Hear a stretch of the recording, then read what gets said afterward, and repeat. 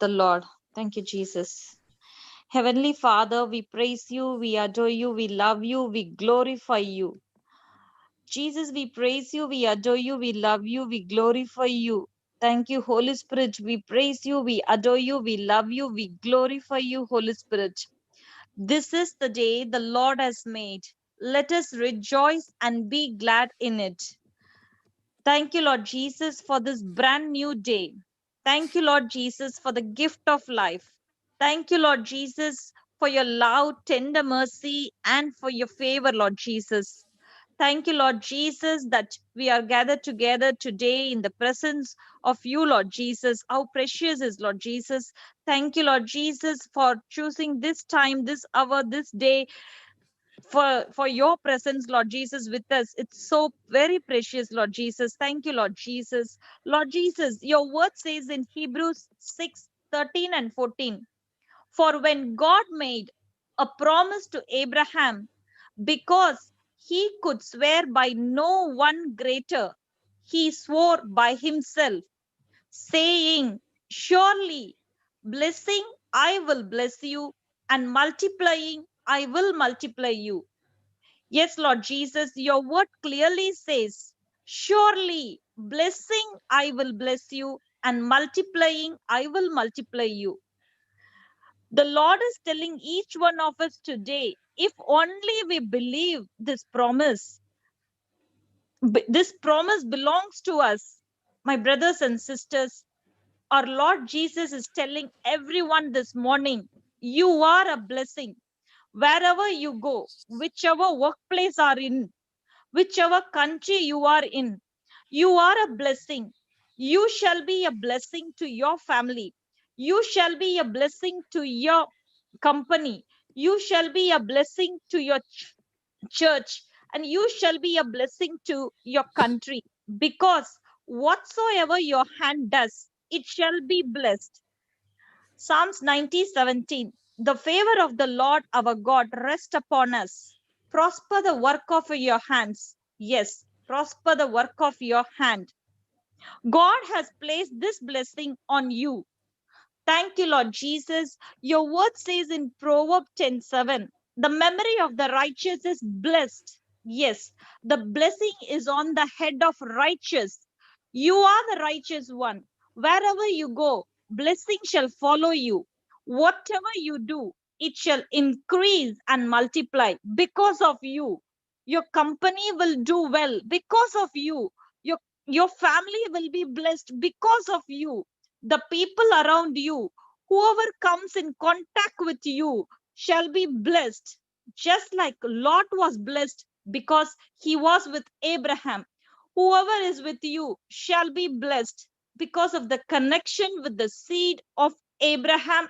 They shall be blessed. And God calls us blessing because Christ is within us. You are the salt and the light of the world. You are a blessing.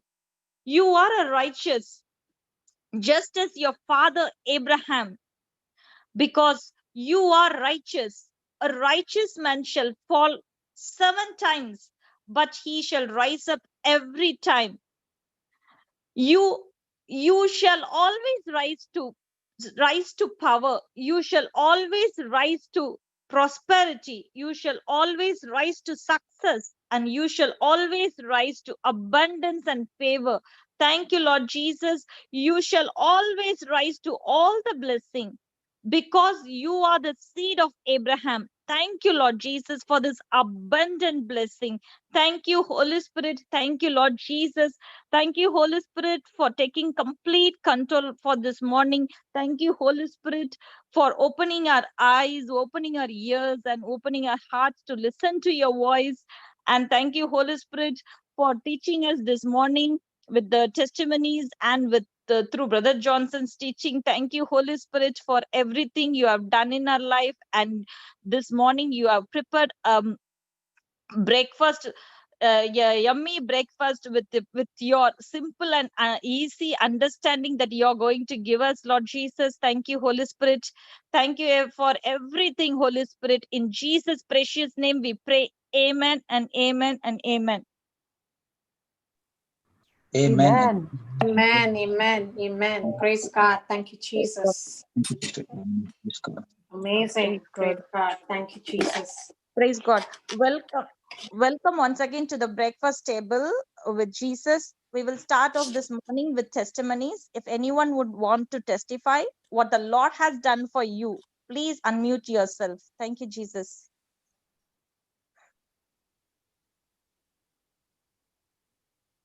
Praise God. Is anyone there? Praise God. Yeah, you can't unmute. If anybody wants to give a testimony, you can raise your hand.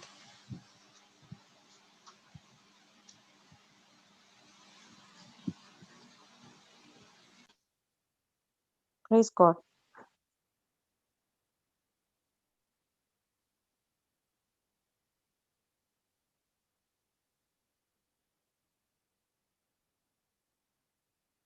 Brother Linus? I'm just looking for Sister Helen, actually. I don't know that she's there. Yeah. Do you have any testimony to read? Not at this moment, Sister. Praise God. Okay. I have one. Jesus. Praise the Lord. I have one. Should I read, brother? Yeah. Please go ahead, Sister. Okay. This is from Sister Jennifer Fernandez. She has got fever, rashes on her body, missed period, and thyroid, everything together. So she said, I have thyroid and I got fever. So in these situations, when you take the medication, then periods get delayed. And because I had got skin rashes, I was on medication. And that is why since 2 months, I have not got periods, and I was irritated, emotionally broken, went for pregnancy test 2 times and it was negative, and whole body ache, back pain, leg pain. And that time she messaged me and she gave, I gave her the scripture prayer for skin rashes. That is 2 Kings 5:14, verse 14. Thank you, Lord, for the flesh of my skin is restored like the flesh of a little child. My skin is smooth and clean and totally free from irritation, rashes, allergies, blemish. And the prayer which I prayed, requested her is, Lord Jesus, you have turned the water into wine and wine into the blood of Jesus. This water which I'm pouring has gone into my skin. This water has turned into the blood of Jesus. It is gone on her skin, destroying rashes, allergies, marks on her skin, making her skin smooth and supple, like a new baby skin. Galatians 3:13, Christ has redeemed her from the curse of the law. And 1 Peter 2:24, by the wounds and stripes of Jesus, she's completely healed. Her body functions perfectly according to which God created it to function, and in the name of Jesus. And her thyroid problem is completely healed. And was speaking on her over the phone, and the same evening she got her periods. Her skin is better, and praise Lord, she's thanking Jesus for complete healing. Yeah, that's all. She's completely healed. Praise God. Amazing. Thank you, Jesus.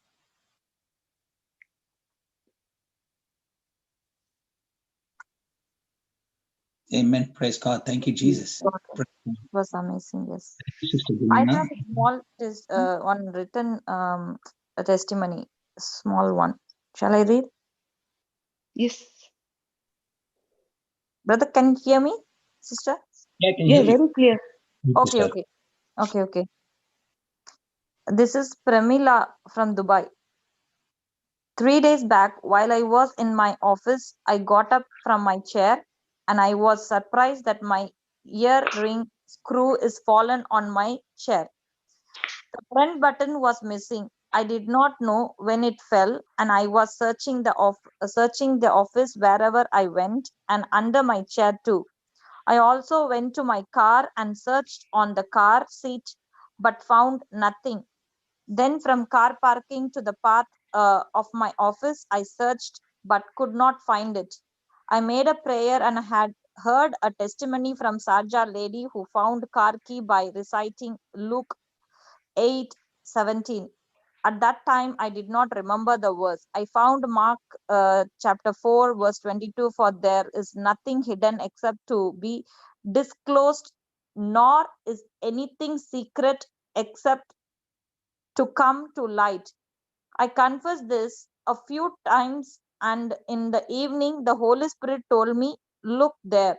That is opposite to my colleague's table at a corner, and I found it. Praise God. Thank you, Jesus. Thank you, Jesus. Praise God. Praise God. Praise Praise God. God. Thank you, Jesus. So beautiful. Praise God.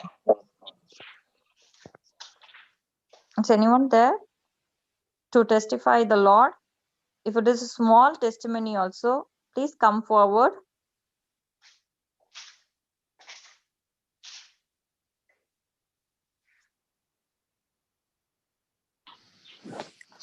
Okay, I will give a small testimony Praise God. since no one's coming forward. This was on, praise God. This was on Thursday. Once I finished with a meeting and I was heading to the office, I just decided to pass by the service provider of the telecommunications office to pay my bills. And every morning I usually ask a prayer and I ask the Holy Spirit to send me a soul. But I hadn't encountered with anyone yet.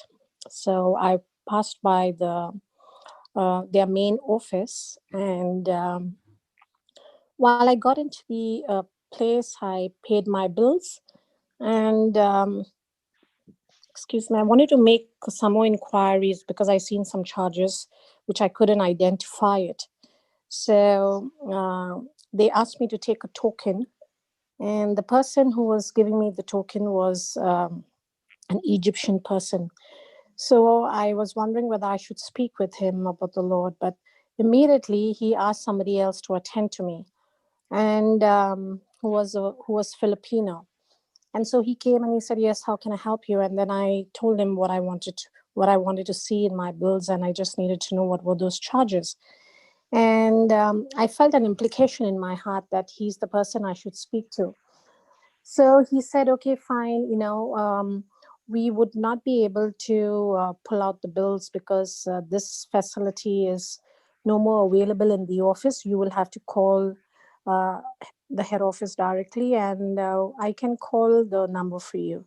So I said, would you use my phone? And he said, yes. Because if you call from your own number, then they would be able to retrieve and give you the details. So I said, very well. And he dialed the number. He took my mobile and he dialed the number. And the line was constantly busy. So they said, please wait for an advisor to attend to you. So while it was on hold, I got an opportunity to talk to him because I felt that in my heart that he was the one. So I asked him, I said, how long are you with Etisalat? And he said, 7 years. So I said, oh, wow. So definitely the company loves you for you to be that long, and especially in present times.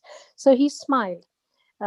So I said, you wouldn't say anything? He said, no. So I said, so definitely you love your job then, because, you're with them for this long.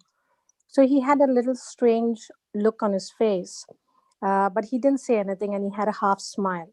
So then I said, I'm not too sure whether anybody, whoever, the company loves you or they don't love you or you don't love your job. But there's one person who definitely loves you, and that's our Jesus. And so then he looked at me with that eye, and he had that big smile on his face. So I said, and then I looked at his name tag, and he had a Christian name. So I said, is this your name? And he said, yes. So then I said, you definitely know Jesus. And he said, yes. And then I could see he was a bit awkward and reluctant. And then I said, Holy Spirit, I don't know what to say now because he's feeling awkward. And I'm in their office, and it's a government office. So I had to be a bit careful. And so then he kept dialing the number. I mean, we kept waiting, and then we had to keep taking in the options of pressing 1 and 2, and he was doing it all for me. So eventually I got the person, the advisor came on the line. And so then I took the phone and I started talking to them. Then he moved to another customer because he was attending to the customers, taking their temperature and different things that he was doing. So since he was holding my phone, there were some people who were waiting. So he started attending to them. But my eyes were on him because I knew I needed to talk more than what I actually only said to him. So once I finished with everything, I went back to him and I stood there. So he went to the machine and he was attending to other customers. So since my job was over, I finished. I got all the answers what I wanted to. I had to move out now. But I seen that he was trying to look for me. So I went not very close to him, but I went and I stood there, and then he looked straight at me, acknowledging me. So I said, okay, I'm going to wait here now. And then he came back and he said, did you get all your answers that you were looking for? And I said, yes, I did. But I opened my bag and I removed the white book and I was holding it in my hand. And I said, I took his name and I said, I would like to give you this book. And he looked at it and he said, what is it? And I said, it's, do you read the Bible? And he said, yes, I do. So I said, it's all scriptures and it's a prayer. And then I opened up worry and fear. And I said, this is something that you should definitely be saying. And then the other three prayers, subsequently, I showed it to him. And I said, do you go to church? And he said, yes, I do. And he said, I go to St. Mary's. So I said, I go to St. Mary's as well. And this is the church here in Dubai. So he said, so then he felt comfortable when I said, and I told him, I said, I'm Roman Catholic. And he said, I'm Roman Catholic too, because I had to make him feel comfortable, because I realized he was feeling a bit wary that suddenly from nowhere, I started talking to him. And so he said, okay, I'll definitely read it. He put it in his pocket. He thanked me for it. And then he took my name. And I told him, I said, Jesus loves you. You know that. And then he smiled and he said, okay. So I said, not okay. He definitely loves you. And please read the book that I have given you. And he said, I definitely will. Then he asked me, he said, do you come to this place regularly to pay your bills? I said, I do try to pass by, but I will see you again. And he said, yes, I look forward to that. And, I felt that joy in my heart, and I felt that, that real triumphant feeling. So, yeah, that's something that I wanted to share. Praise God. Praise God. That's lovely. Wow. Stepping out. Wow, that's good. Praise the Lord. Praise God. Thank you, Jesus. Thank you, Jesus. That was amazing. Praise God. Praise God, Sister Christina. Praise God. Praise God. Praise God. Those, what I understand, what I learned from you is, you know how every day when we get up, we say, Lord, show me one person to bless, Lord, today. Yeah. Not target in our mind, one person. We're not looking for going out and preaching the word for the day. We're just wanting to speak to one person, and the Lord is actually so beautiful. He's so wonderful. He knows our heart, and as long as the mind is stayed on Him and you're focused on Him and wanting to do His work, and that's what happens. Somebody will come, and the Lord will, and it's not going to be easy to just go straight and minister. Again, it's going to take courage. It's going to take faith from your end to just open up and speak to that person. So, and the Holy Spirit who's inside of us, He will give us that encouragement. He put the words in our mouth. And that is so beautiful and so important, for us to learn to listen to His voice, learn to take those steps and be that person who's willing to go out and, and look out for somebody and bless somebody. And as Sister Shamli was praying this morning too, if you see, she was saying that, because of you, the people around will be blessed. Yes. So you are a blessing walking everywhere. So you are carrying the light of Yes, praise God. So true. Attracted to you. So praise God. So Praise that's God. and that's what I learned from you. And it is our willingness to go. No matter how the situation looks, how things around us look, circumstances look, but there is a heart within us that's yearning to bring people to the gospel, bring people to the light of Jesus, bring people to know who Jesus is. Praise God. And that's something I've learned from you. Thank you so much, sister, for this. Praise God. Amazing testimony. Praise God. Thank you, Jesus.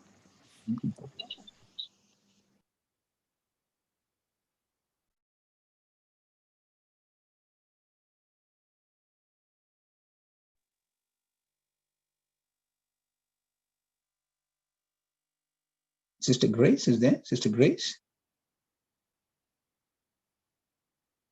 You can unmute, Sister Grace. Praise God. Hello. Good morning, everybody. Good morning, Brother Johnson, and everyone on the panel. Good Good morning. morning.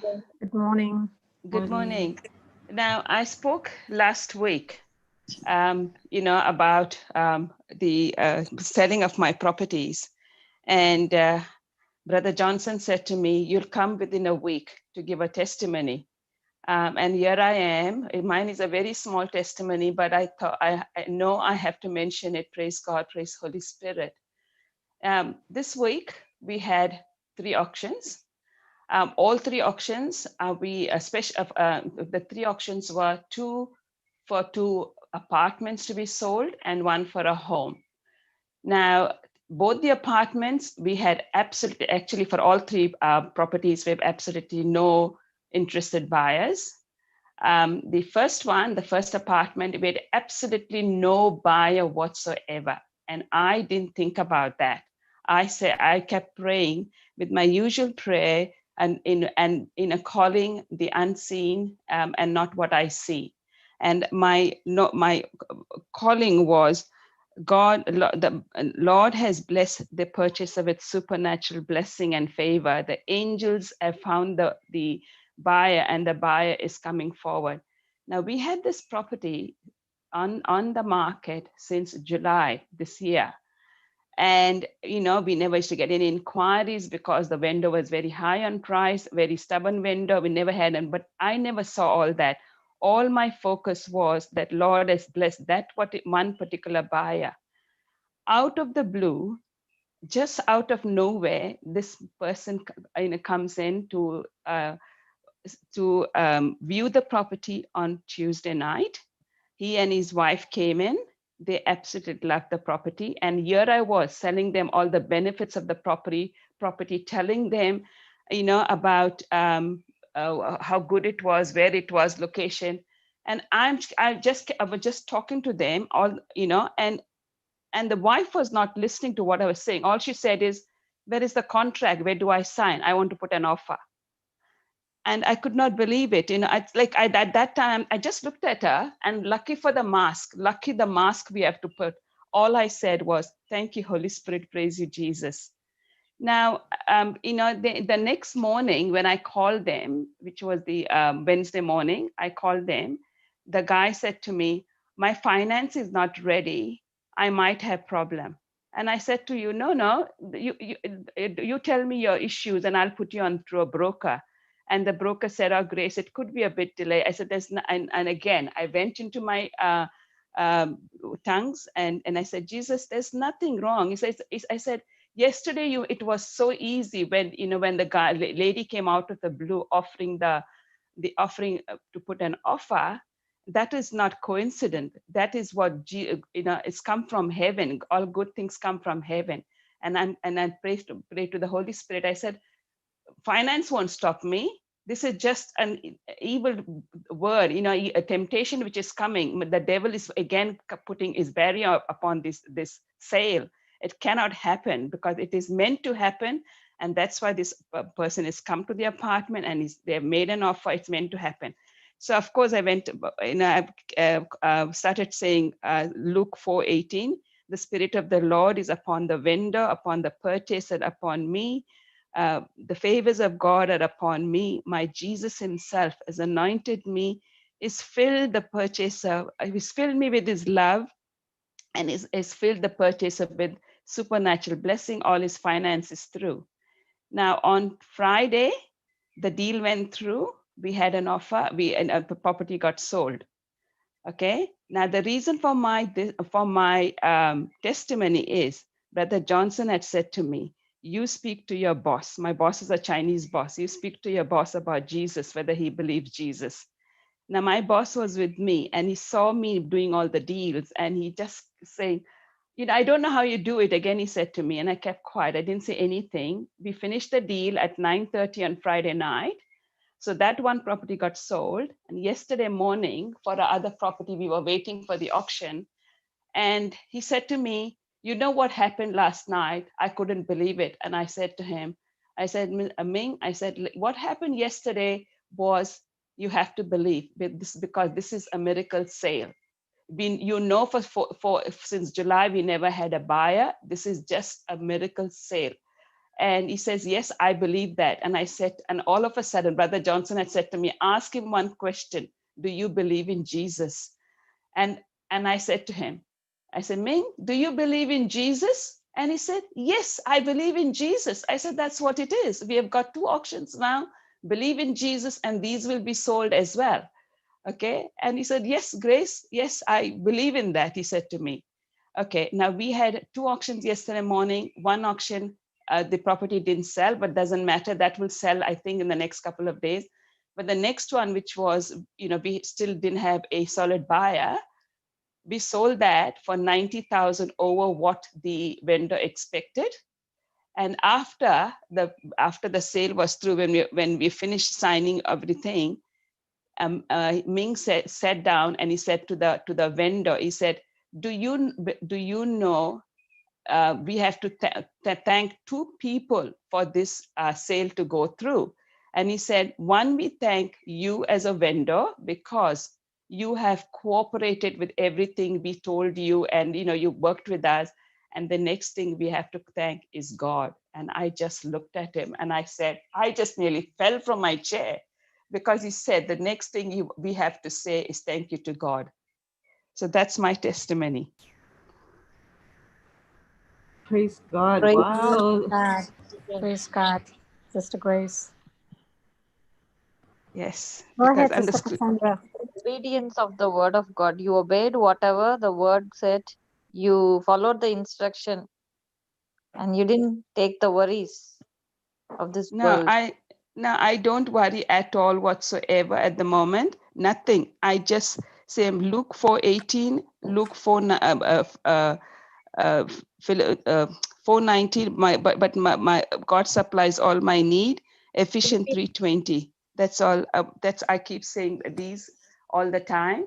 And I say the famous scripture, rejoice, as say rejoice. That I love that one. Just rest in Jesus, rest in God. That's all I keep doing. I have absolutely no fear. I have got no stress whatsoever, because Praise, I know I trust my Lord, and I know I let him fight my battle.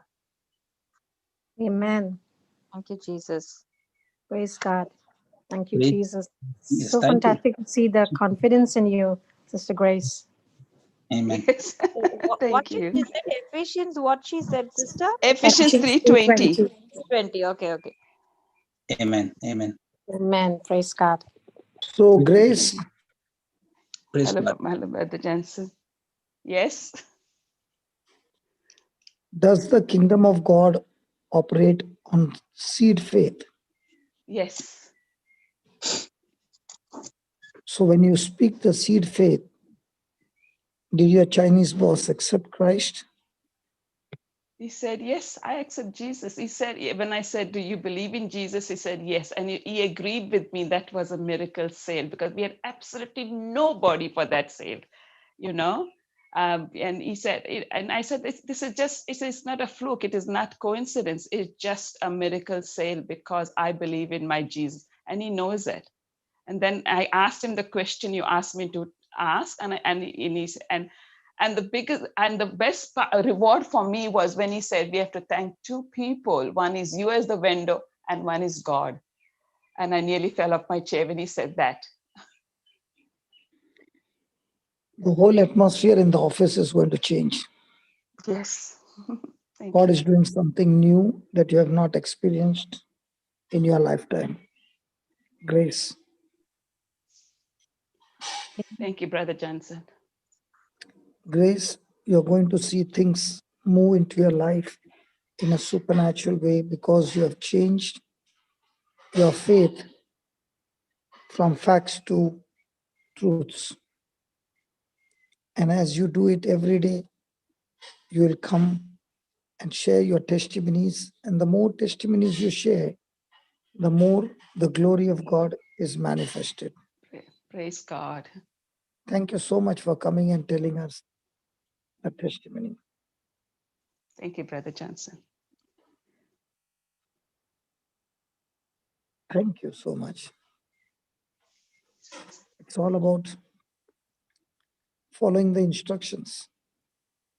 Yeah.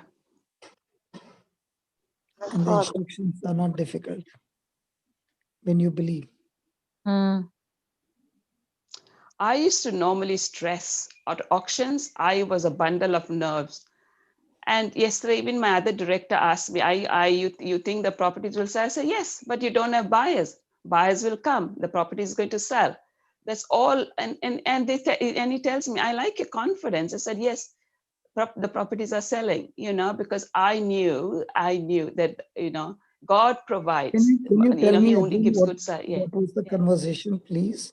There's a powerful truth coming out. Can you tell me the whole conversation you just spoke about somebody asking you? My second Say that again. director is from Malta, okay, but he doesn't believe in the baptized Catholic, doesn't believe in faith and thing, but he's a very, very lovely boss. And he is the one who always, without saying abuse, he's not abusive, but the language, yeah, it's very, very common in Australia. Without saying the F word, they never talk. He's one of them. But seeing me, that he knows that what I am, what my nature is, and all that around me, he will not use. He'll be so. He says, look, Grace is here. We can't use all these foul language just to, I said, no, because I just switch off. I don't listen to all that words. I just switch off because I listen to only the good things, what I want to listen. No. Things have changed. I asked you, Grace, please tell me the conversation that you said just now. Yesterday morning, when I went to the office, yesterday morning when I went to the office, he asked me, because he was calling the auction, and he said, do you have buyers? And I said to him, we don't have solid buyers, but they will turn up. And he said, are you confident the properties will sell? No, I that's said, not yes. what you said. No, that's not what you said. That's not what you said in the first conversation. I am very, very alert in what you're saying. Yes, I was coming to that, brother. You said the buyers are there. They will surely come. Yes, I was coming to that. Brother. Okay. So this is how it started yesterday morning. And he said, do you have buyers coming? Do you have solid buyers? He asked me. And I said, at the moment, no, but the buyers are coming because my God provides the buyers, and the buyers will be there, and the properties will sell. That's what I said to him. Pause. Now, when you were saying this, yeah, do you know that conversation that took place was a conversation of a seed planting? Yes.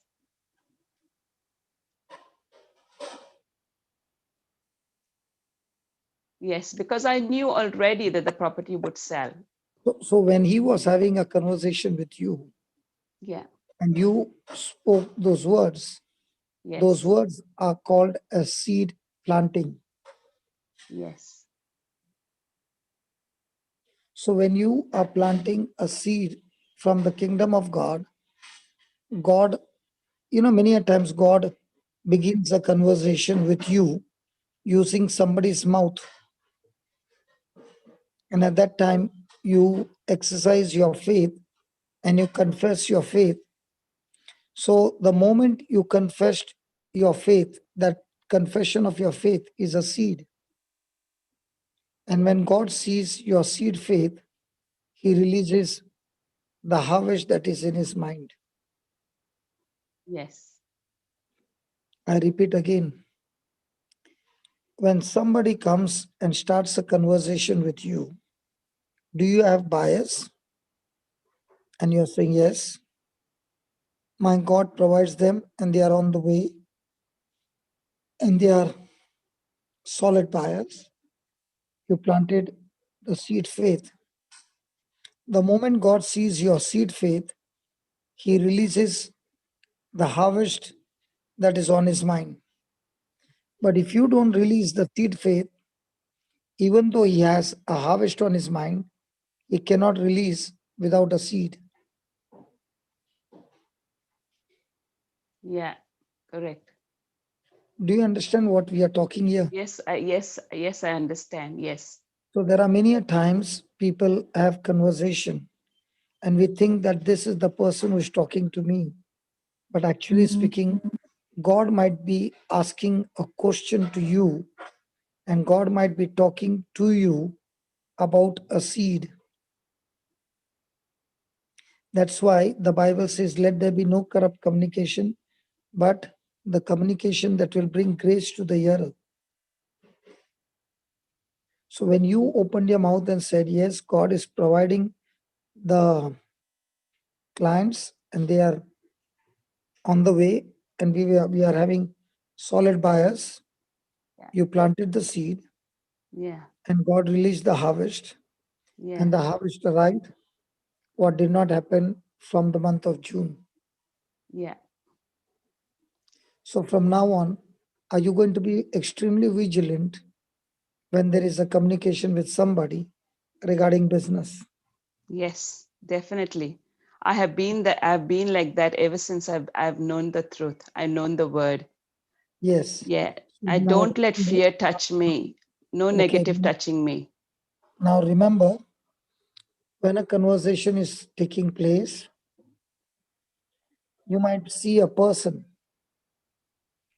but when you speak those words with confidence, remember, you are telling God, this is my faith seed, Lord, and I'm planting it in this communication that is going on between the two of us. When Yes. God sees your seed faith, God has a harvest in his mind, but God cannot give you the harvest. He can only give you the seed. When you plant the seed has the potential to bring the harvest into manifestation. But if you failed to plant the seed faith, God cannot bring the harvest. Yeah, I agree. Yes. Praise Lord. Praise God. Praise God. And when you said, when that boss who is watching you, and when he sees you, he does not use the word F, the reason is when you are reacting and showing the presence of God in that place, your reaction, your response reveals to everybody in that place who you are, whose you are, and what is your identity in Christ Jesus. Amen. So Praise the the next Lord. time they say that because she is there, we cannot use this language, at that time you say, thank you, Lord Jesus, for changing this atmosphere in this place. Don't say it is okay. Say this is God's atmosphere, and where God is there are supernatural results.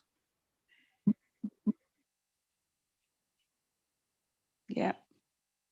Because Beautiful, Brother when they Johnson. see, Yes, thank you. because when Yeah. they see your attitude and you're building God's atmosphere, it opens the door for God's access and God's presence to bring forth God's manifestation in the office.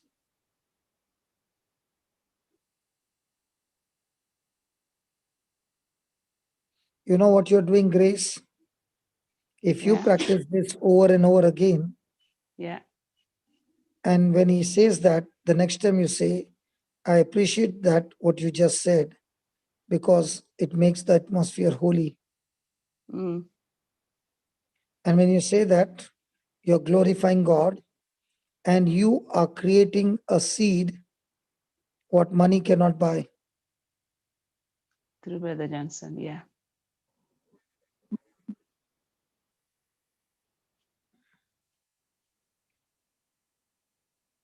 Thank you, Jesus. Thank you, Jesus. Praise God. Thank you, Jesus.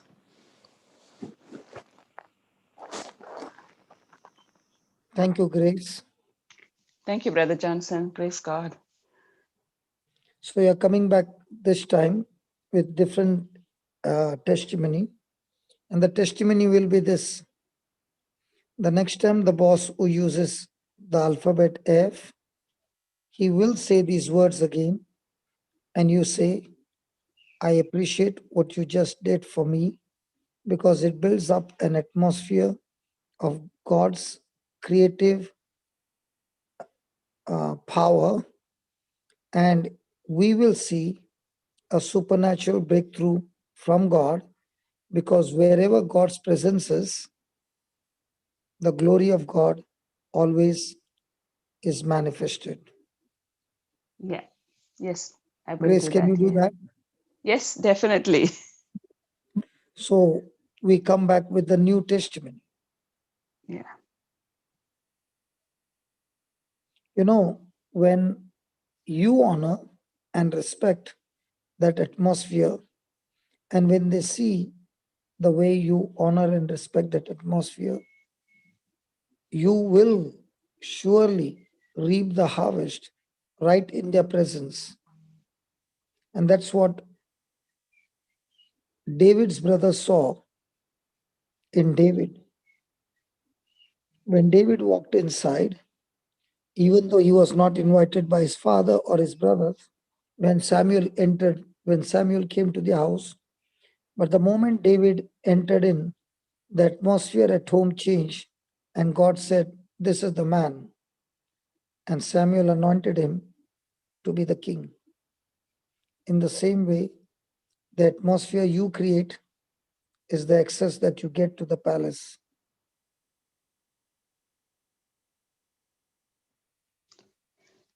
It's strange, brother Johnson, how many times they've said, "Oh, Grace is here. I better not say anything wicked or anything foul. Oh, Grace is here. We better not say anything." He keeps saying that, you know. So now today you got a beautiful teaching.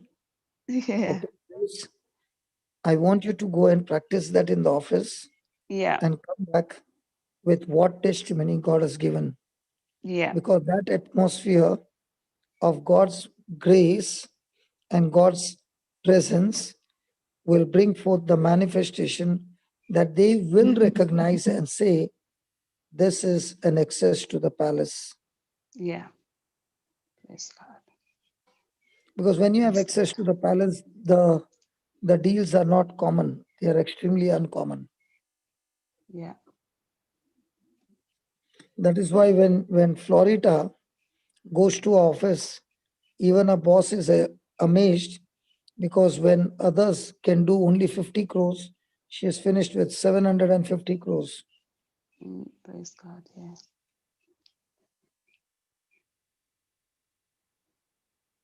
Grace, Yes, Brother Johnson. can we make a deal? Yes, definitely. Yes, Father, I thank you that Grace will be the testimony. Not only this kind of a access is not only for Grace, but for every child of God. And I thank you, Lord, for showing us the more we respect and honor your presence, the more we see the mountains and the snare and the traps of the devil is melted like wax. And the more and more we see your glory manifesting with victory. And thank you, Lord, that not only that boss, but others will see that their own language had only brought curse in their life, but the change of language is bringing your presence into repentance and change of lives and hearts. Thank you, Father, that you are turning this situation into a glorious testimony that Grace will come and share with all of us. In Jesus' name, amen. Amen. Amen. Thank you, Amen. Jesus. Thank you, Jesus. Thank you, Praise you, Grace. Jesus. Thank you, Brother Johnson. Praise God. Thank you, Jesus. I know you keep saying I sound like Hilda. Yes. I am from Melbourne too, Brother Johnson. Just as Hilda is from Melbourne, Sister Hilda, you always mix up me and Hilda's voice. Yes, you both come up with beautiful testimonies, and your voices are same. The style of speaking is the same. And I don't look at the chat or I don't look at the screen. I keep closing my eyes, and especially when the testimony is going on, the dialogues which are spoken, I say, God, you are going to give us a breakthrough from those dialogues. So Yes. I'm very attentive in those conversation that you give, because that's where the clue is. Yes. That's where the Spirit of God will give us opening. And when He gives us opening, then comes the whole teaching. So I cannot look into the chat or the screen. My eyes are closed and I concentrate and asking the Lord, give me a chance and give me an opening and make me understand what I need to speak. And the beauty is every time He gives us amazing, amazing truths. And you will come back with more testimonies. Yeah. Thank you, Brother Johnson. Praise God. I will. Testimony will be the atmosphere that opens the door to the palace. Yes. Praise Jesus. Joseph's atmosphere opened the prison door to the palace where he became the governor.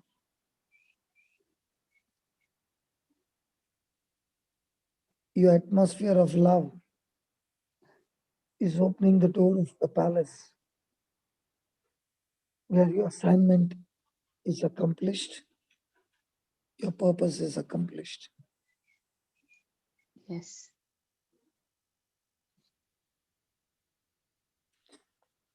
Okay, who's next? Thank you, Brother John. Thank you. Thank you so much. One minute. I'm sorry, Linus, I have to hand your case to Linus. Linus does the final verdict. Linus, over to you. Brother, what you said is so profound, so much of truth that came, brother. You just got almost every juice out of it. So that's fantastic. And what we learn, not only for grace that you're teaching is our response to situations. How are we going to respond? What is my word? Am I a faith man, or am I actually just going to, agree with what the others are saying? How I'm going to, just go along with them? No. Am I going to do that? That's the question I keep asking myself.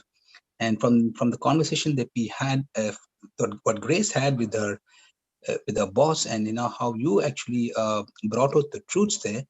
Now it's giving a good eye opener for everyone to check our words, because words are seeds. To check what we are saying, because what leaves our mouth, as you said yesterday, brother, what leaves our mouth, okay, doesn't leave our life. It comes back in multiples. Okay, so when we speak any careless word, any word that is careless, that can also come back to us, and we might find ourselves not able to perform, and then we wonder why this is happening. We didn't even realize that we are the ones who have caused it. We are the ones who planted wrong seeds, and now you showed us, so beautiful. So now I'm going to be very careful in what I'm saying, what I'm replying, as would Grace do as well. So, and everything that she's going to do, she's going to say, Holy Spirit, help me here to give me the right answer, to speak words that align to your word. And Grace, you actually reminded me of my early days, when I came to know the Lord, and I started even sometimes taking the Bible to work and go. And of course, as you said, yes, in the environment that we are in, sometimes there are certain things that happens. The foul language generate comes up, or something that wrong that happens at work. But if you actually step up and say, that you don't actually agree with that, or you don't, join with those conversations, but you actually are speaking just the words that are right and pure. Okay, which means, in other words, as brother was saying, we should not speak any unwholesome conversations, which is not good. And when we do that, the people around will start watching us. They'll start looking at our faith. Okay, because we are living in this world, and we're always tempted to do what others are doing. Okay, and in this world, the majority wins. So everybody will say, we are all in it, and you should also join us. But when you actually say, no, majority wins in this world, but not in the kingdom of God. In the kingdom of God, only faith wins. Even if there's one person speaking faith, that can change the atmosphere in that situation. And that's what brother was talking about so beautifully. He actually explained that that part, as how we can talk. So that's fantastic. There's one more scripture that I wanted to add to this is 2 Peter 1:2, that God's grace is multiplied to us through the knowledge. And so when you actually having that knowledge of God in you, the first thing that actually will happen is you will now even your actions, your speech, your actions, and everything starts to change. And there you see, as brother mentioned, God's favor provides every possible blessing for you, and goodness, so that all that will come to you. How you actually, because this is our inheritance. Okay, what seems to be impossible will be possible. And that's what is a situation in most of our lives, and especially in business deals and all that. It might look very bad, just like when Jairus' servant came to Jesus and said to Jairus and said, "Don't trouble the master. Okay, yes, your daughter is already dead. Situation was finished. That's all." But Jesus took over. So the moment we actually, hand over our situation to Jesus, he takes over. And Jairus did not reply, but Jesus replied. And he said, only do not fear, only believe. And that's all it is. And that's what I would like to summarize this. Praise God. Thank you, Jesus. That is my favorite. Whenever something doesn't go my way, something what I want doesn't go, I just close my eyes, and the word which Jesus speak to Jairus says, "Just believe in me." That's what keeps coming to me. Just believe. That's my favorite. Praise God. And I just close my eyes and I hear that, just believe. Amen. Amen. Grace. Praise God. Thank you, Jesus. Hello, Grace.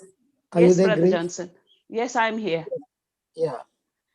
Remember, your seed is the only influence you have over your future. Yes. Yes, I agree And with if you that. understand your seed is the only influence you have over your future, you'll be very choosy in not destroying your seed. Yes. Yes. And Brother, when they see that you are protecting and respecting and honoring your seed, and they see the influence that it has, not only on you, but on the whole company. Because when the Lord is with you, you are the Joseph in the company. The Lord will see to it that your company gets blessed because of you, and you'll come back with making deals for the company. Yes. And the ones who are senior to you will also see that you are unfit, but yet you are the one who is closing the deals. That's exactly what he told me yesterday morning. He sent me a message. He says, I'm amazed at the way you have listed, you have managed, and you have the skill, how you have closed the deal. That's his word to me. Grace, this is just a beginning, and the Lord is saying, as you have the understanding of God through the word, and you are able to close the deal, your action is the message to those people out there in the world that she has a personal one-to-one relationship with a God, and that's why the favor of God is on her side every time. They will get the message from God who you are in Christ Jesus. You do not have to preach. Your respect, your honor to that seed is enough for people to recognize whose you are and to whom do you belong to. Amen. Amen. Amen. Grace. Yes, Brother Johnson. In your life, you said you had tremendous financial crisis, and the enemy was bashing you up all these years. Yes. But now, as you began to come to the breakfast table every day Now, how many months have you been coming? Since April. Since April. Since we first started, yeah, since we first started the morning session. Okay, so don't you think from April, God has given to you a new family that does not only belong to Melbourne, but around the world? And this family that God has given you is actually preparing you, helping you, strengthening you for your assignment. I've learned so much, Brother Johnson, so much, because I used to stress, I used to worry about my job, even though I come to the breakfast table, even though I listen, even though I listen to, the teachings in the car when I'm going, but my worry always was, my stress was, I have to complete what I'm doing. It's only when I started the e-writing, Brother Johnson, I said, if Brother Johnson can do it, if Jocelyn can do it, if Marina can do it, I can do it. I wake up at 3:30 in the morning to do my e-writing because that's the only time I can do it. Otherwise, during the day, I work long hours. I don't, like the other day, I didn't finish until 9:30 at night when I came. And I'm tired, and I don't want to get up in the morning. All I say is, Jesus, you are the strength of my life. I'm awake in Jesus' name. And I get up. And the amazing truth, which I type scriptures, I put all the scriptures in the notes, and I keep doing that. And I've the scripture next to my desk. In the last 4-6 months, the amazing results I've seen, Brother Johnson, I don't know how amazing it is. Even on Wednesday, when that lady told me, give me the contract I want to sign. And under my mask, I said, praise you, Jesus. Thank you, Jesus. And I'm thinking, I got into the car and the thought came to me, oh, she must be just joking. How can it be that easy? And I turned on and said, get behind me, Satan. Nothing is impossible for God. For God, everything is easy. What are you saying? The conversation is going in my mind. The next day, the finance thing came up that he can't get his finance. I said, no, he will get his finance, So the scriptures are helping me so much. That's what I keep saying. All the scriptures. The Genesis 39:3-6 is another famous scripture of mine. God has blessed us. God has blessed us. Blessed be God, the Father of my Lord Jesus. I keep saying that, and every spiritual blessing is coming from heaven upon me and my family through Jesus Christ. I keep saying that all the time, and every spiritual blessing is coming upon us, Brother Johnson. Now, from April, God gave you a new family, and the members of the family are from different parts of the world. Yes. And here you are being trained into somebody, and there you are in the office where people say who you are. Yeah. So it does not matter what men say you are. No. What you get trained in the breakfast table is what they will see who you are. So either what you are trained in the breakfast table will speak louder than what they have been saying who you are or what you are. From now on, it is what the word of God is saying, what you are, who you are, and whose you are. Praise Lord. Amen. Amen. Can I, brother? Go ahead, brother, please. Sister Grace, this is such an exciting testimony. And what I could see in this is you were recruited to sell. But in fact, what you're doing is you're purchasing new properties for the kingdom of God. Amen. Praise the Lord. When your boss recognized, oh, Grace is around, so I better not use the language I'm used to. He has not seen you as Grace. He has seen something deeper in you. He has recognized that you have something that needs to be respected and honored. And that is the presence of Jesus.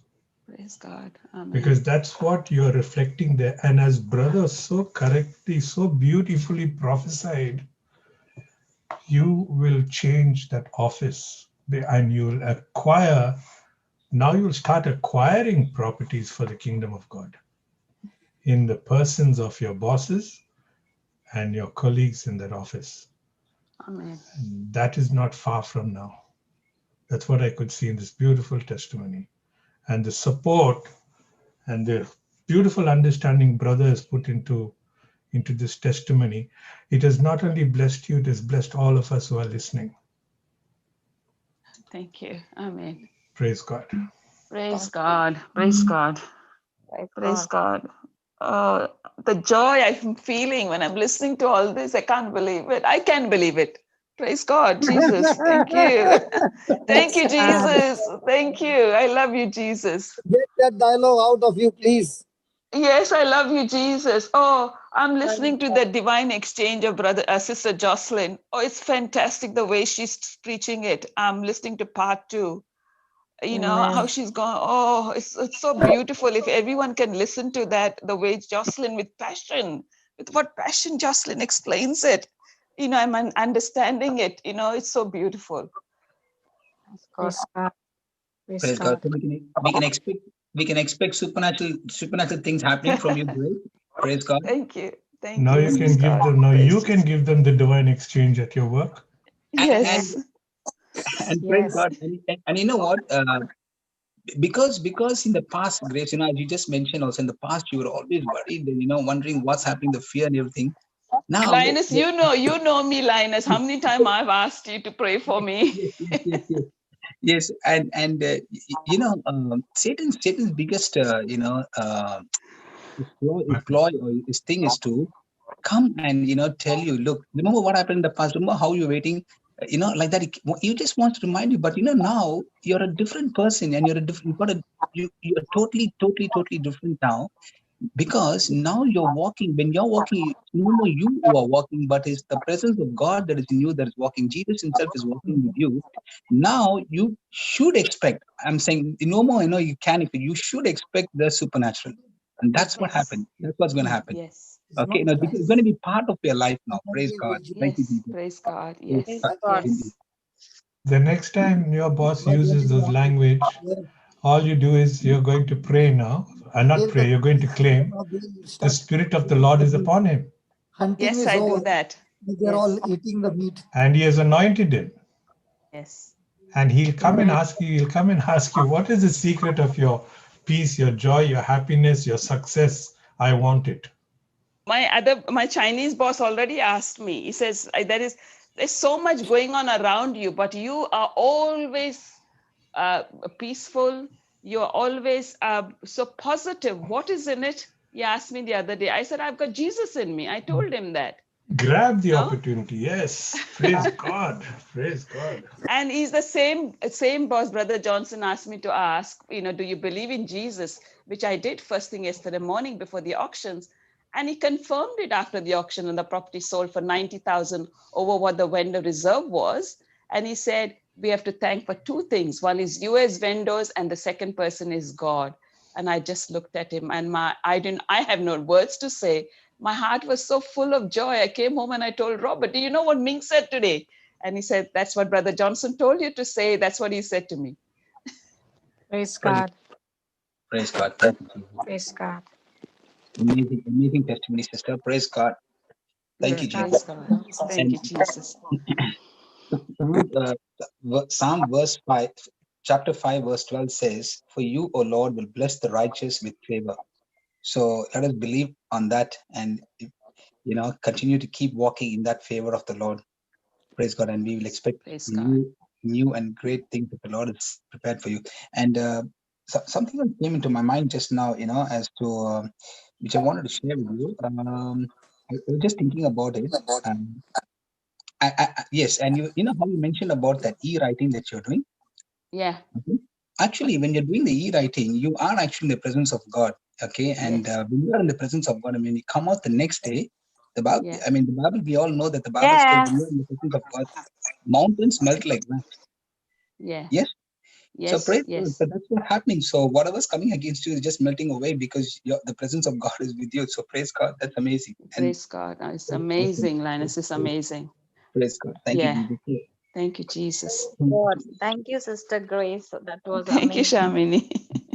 And only one thing I want to say, because all happened, all these happened because of this 1 John 2:5. But whoever keeps his word, truly the love of God is perfected in him. By this we know that we are in him. Because the Jesus Christ is within you. Why? Because you kept his word, not in the WhatsApp, not in the mobile or anything. You kept his word in your heart. I treasure your word in my heart. So you treasured his word in your heart. So his presence is always with you when you treasure the word in your heart. So because of his presence, that boss said that word. Yes. Praise God. Praise God. Yeah. Thank you, Shamini. Praise God. And continue with that presence. Praise I God. will definitely praise God. Yes. Thank you, Thank you, Jesus. Jesus. Thank you, Thank you, Sister Grace. Jesus. Thank you so much.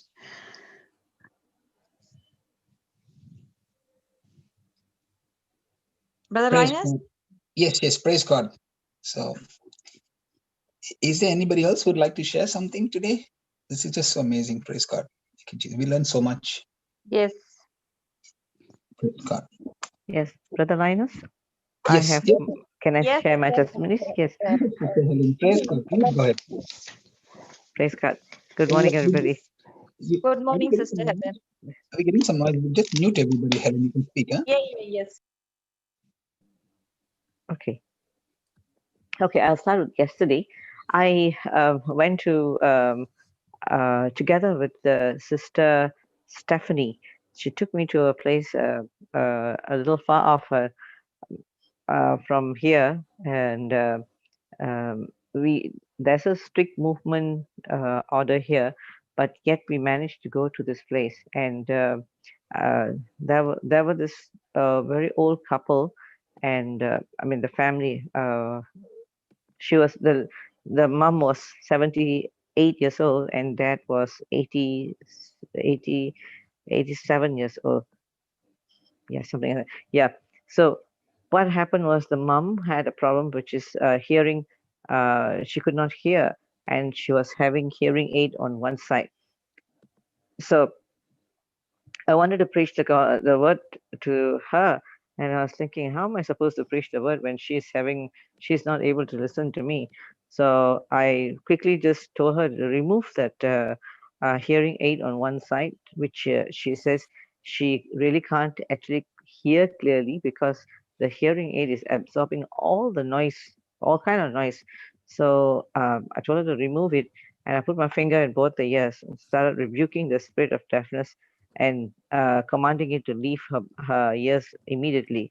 So as I spoke, as I kept speaking and rebuking it, what happened was the part where she was having the hearing aid, she was able to listen clearly, and the part where she could not hear at all, she started having partial hearing.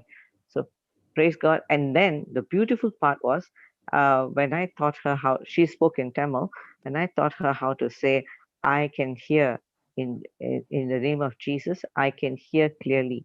And she kept repeating in Tamil that words, and for I think a good like half an hour she went on and on and on.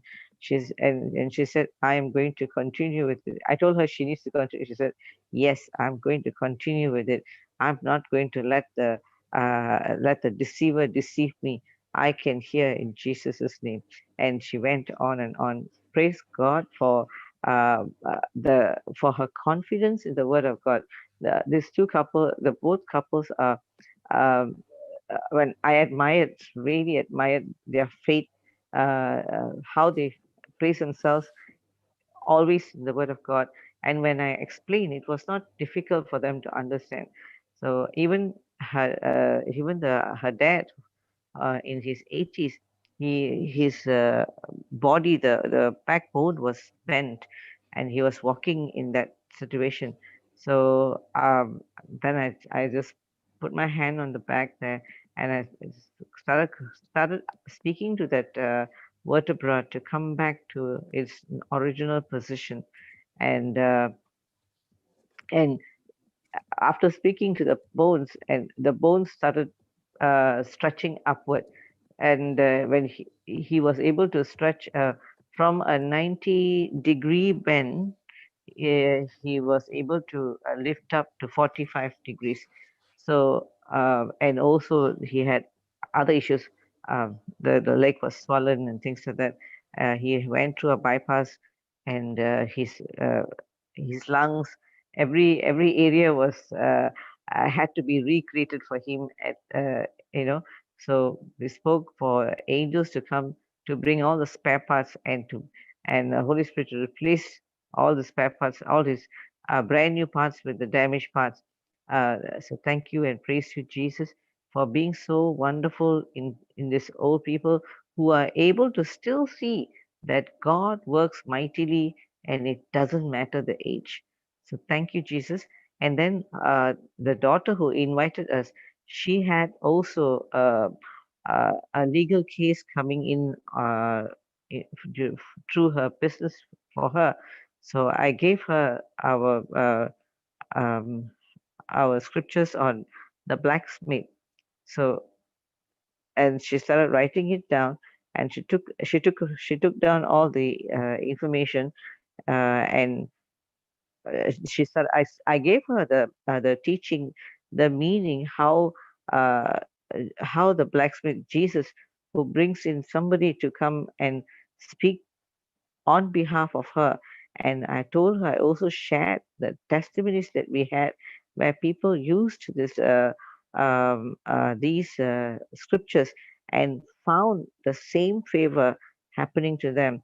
So she quickly took down notes on it, and she said she's going to go on the scriptures, so that she knows that she's totally going to rely on God on everything. She is Catholic, but then she was also influenced by other teachings. I gave her Isaiah 45, 2-3, and also Isaiah 54, 15 to 17. So, and then I also shared Luke 12, 11 to 12, Matthew 10, 19 to 20, Luke 4, 18 to 19, Romans 4, 17, Genesis 39, 2 to 6, and Genesis 17:5, and also Isaiah 61, 7 to her. So because of the different teachings that she has been exposed to, uh, the word knowledge is good, but the application knowledge was not there. So when I went in to give her all this, she understands how the word how to apply the word in her situation, and only rest and rely on the word for the word to be manifested in her life. So praise God. Thank you, Jesus, for giving her this understanding and making her become bold in her authority through Christ Jesus in every situation she's facing. So, and I gave her also Isaiah 54:13 to speak over for her family and in every matter, even in her office, for the staff, and also for the clients, and the competitors who are also approaching her with different ways to prohibit her from moving further. So I told her not to look at the situation, but speak these words and trust God in everything that she does. So praise and thank you, Jesus, for this wonderful anointing that she received yesterday through the preaching of the Word of God. Thank you, Holy Spirit, for setting her free from everything. Because the more and more we know the truth, and truth sets us free, and that is what was practiced yesterday. Thank you, Jesus. Amen. And I want to share two other testimonies that I was supposed to do yesterday, which was this person that I visited, and we had to rush to the hospital because her brother, in fact, earlier I gave a testimony about visiting her brother in the hospital, and it was not in a normal timing. It was at night. She was asking me to come and minister to him because he was in such tremendous pain. And when I went there and taught him, I gave him the word, and I told him how the word, according to Proverbs 4:22, it is healing. Sorry, it is life to those who find them, and healing to all flesh. So I told him how to depend on the word, and I also got him to speak 1 Peter 2:24. Thank you, Jesus, by your stripes and wounds I am completely healed. And also Luke 4:18-19. And I did an agreement prayer based on Matthew 18:18-19, and got him to agree together with me, and he immediately felt the relief, that pain that he experienced, because he had this he has a stoma bag in the stomach. So because system in his whole system, the rectum and the colon, was not functioning well. So after doing all that, when I came back, and she called later, after a couple of days, she said he had to be rushed into an operation theater because there was a growth a growth there that burst, and they had to operate him immediately. So it was due to the hemorrhage of the colon. That's what they said. So he was operated immediately.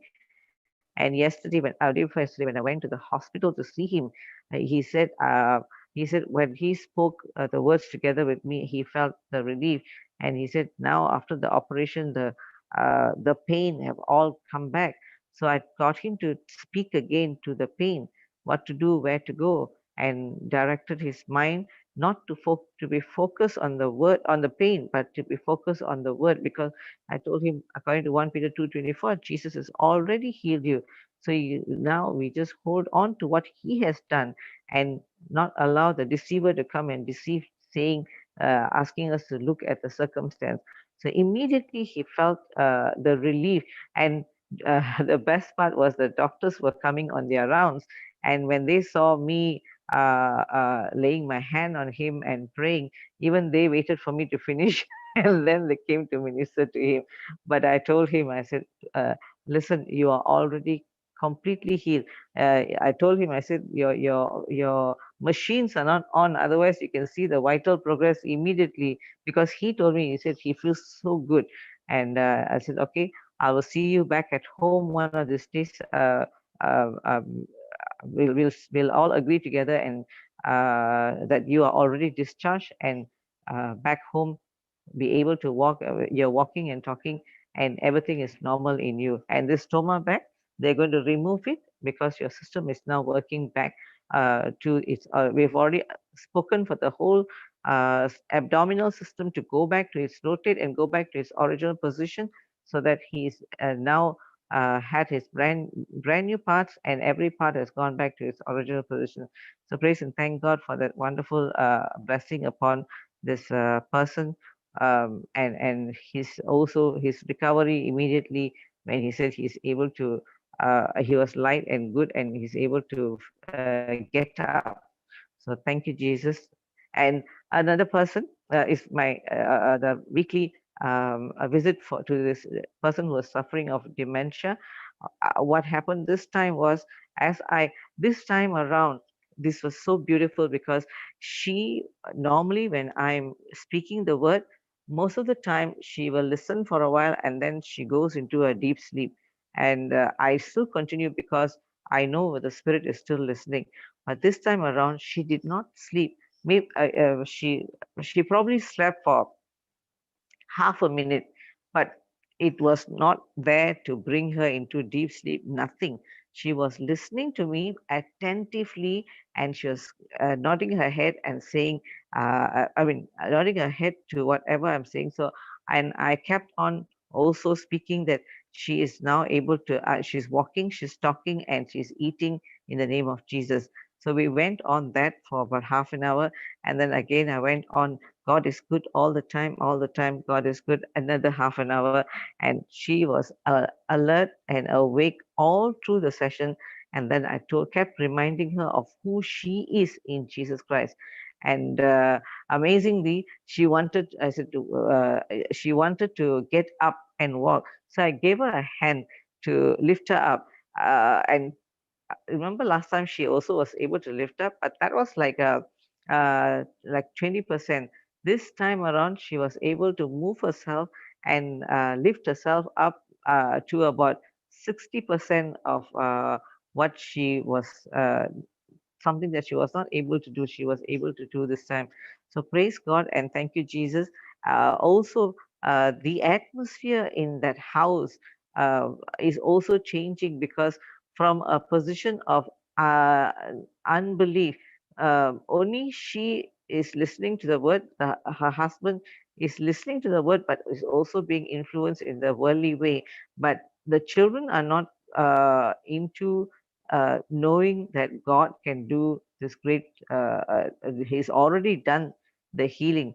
So that knowledge I have not been able to share with the children, because they're not there each time. I mean, every time I go.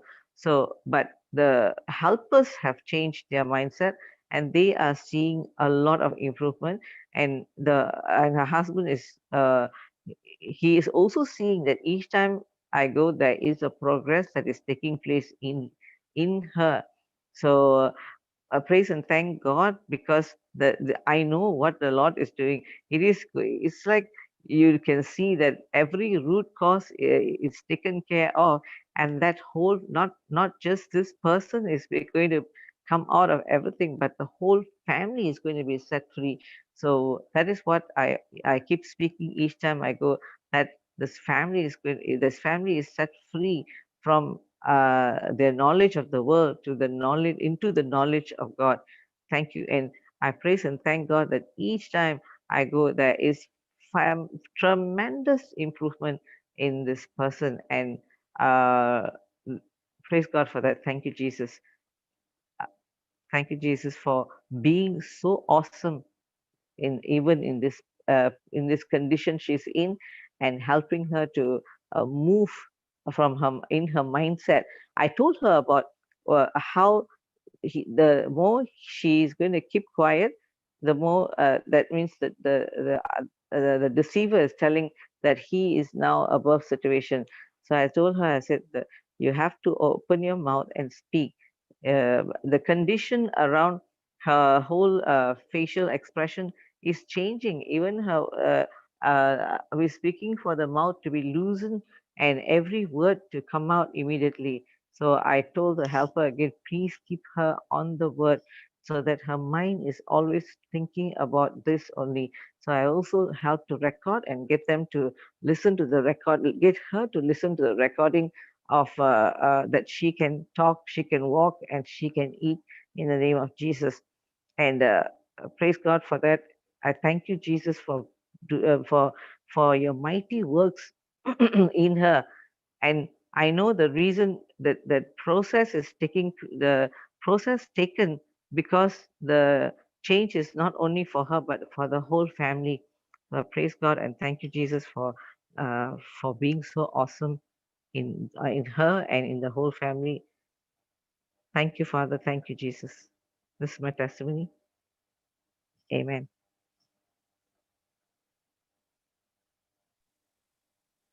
Praise God, sister. Amen. Praise God. Praise God, Sister Helen. Praise God.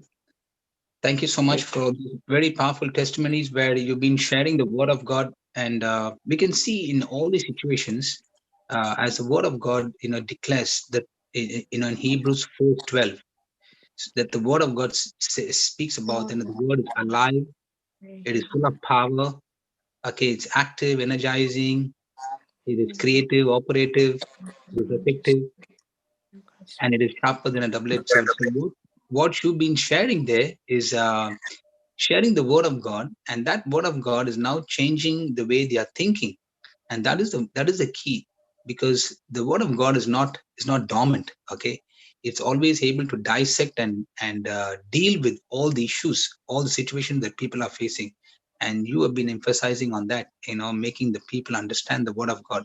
And not only that, as you're doing it, you're also demonstrating it with the power of the Holy Spirit by, putting your hands, and speaking to that deaf spirit, for example, in the first case that you gave us, and getting the deaf spirit out. So you have been, not really speaking the word of God, sharing and giving them understanding of the word, but also you have been demonstrating that power. So that is so beautifully, displayed, in this testimony that you just gave us. So praise be to God. And we see that, as you keep doing that over and over again, we will see more and more miracles, more and more healing manifestations happening. And we also agree with you that families, the people that you are ministering to, are able to understand and come out of all those wrong negative thinkings, and and renew the mind. That's the most important. Renew the mind according to the word of God. Praise God, sister. Thank you. Thank you so much once again for all these testimonies. It's really helping all of us, not just me, but it's helping so many people around the world as to how they can go and give the word to somebody, bring the light of Jesus to somebody in their situations, in the name of Jesus. So praise God. Thank you, Jesus. Thank you, Sister Helen, once again. Appreciate all that you're doing. Praise God.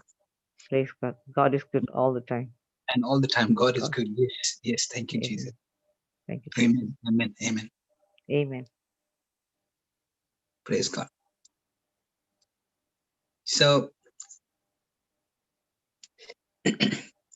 there is Flavia Miranda. Praise God, Sister Flavia. You can unmute. Yeah.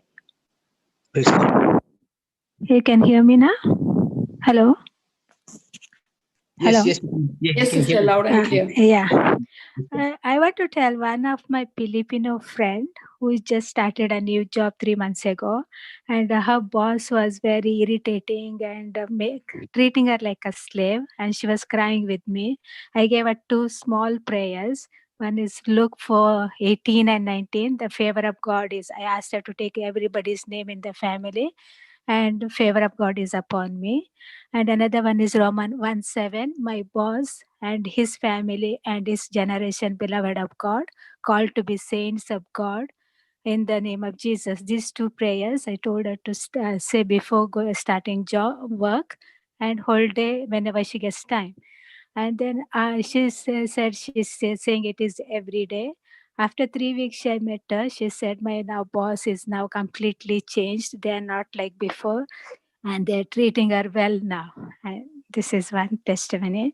And the other one is about me. One of my friend, a close friend who was very bitter with me, and nearly 3 months she was not calling or talking to.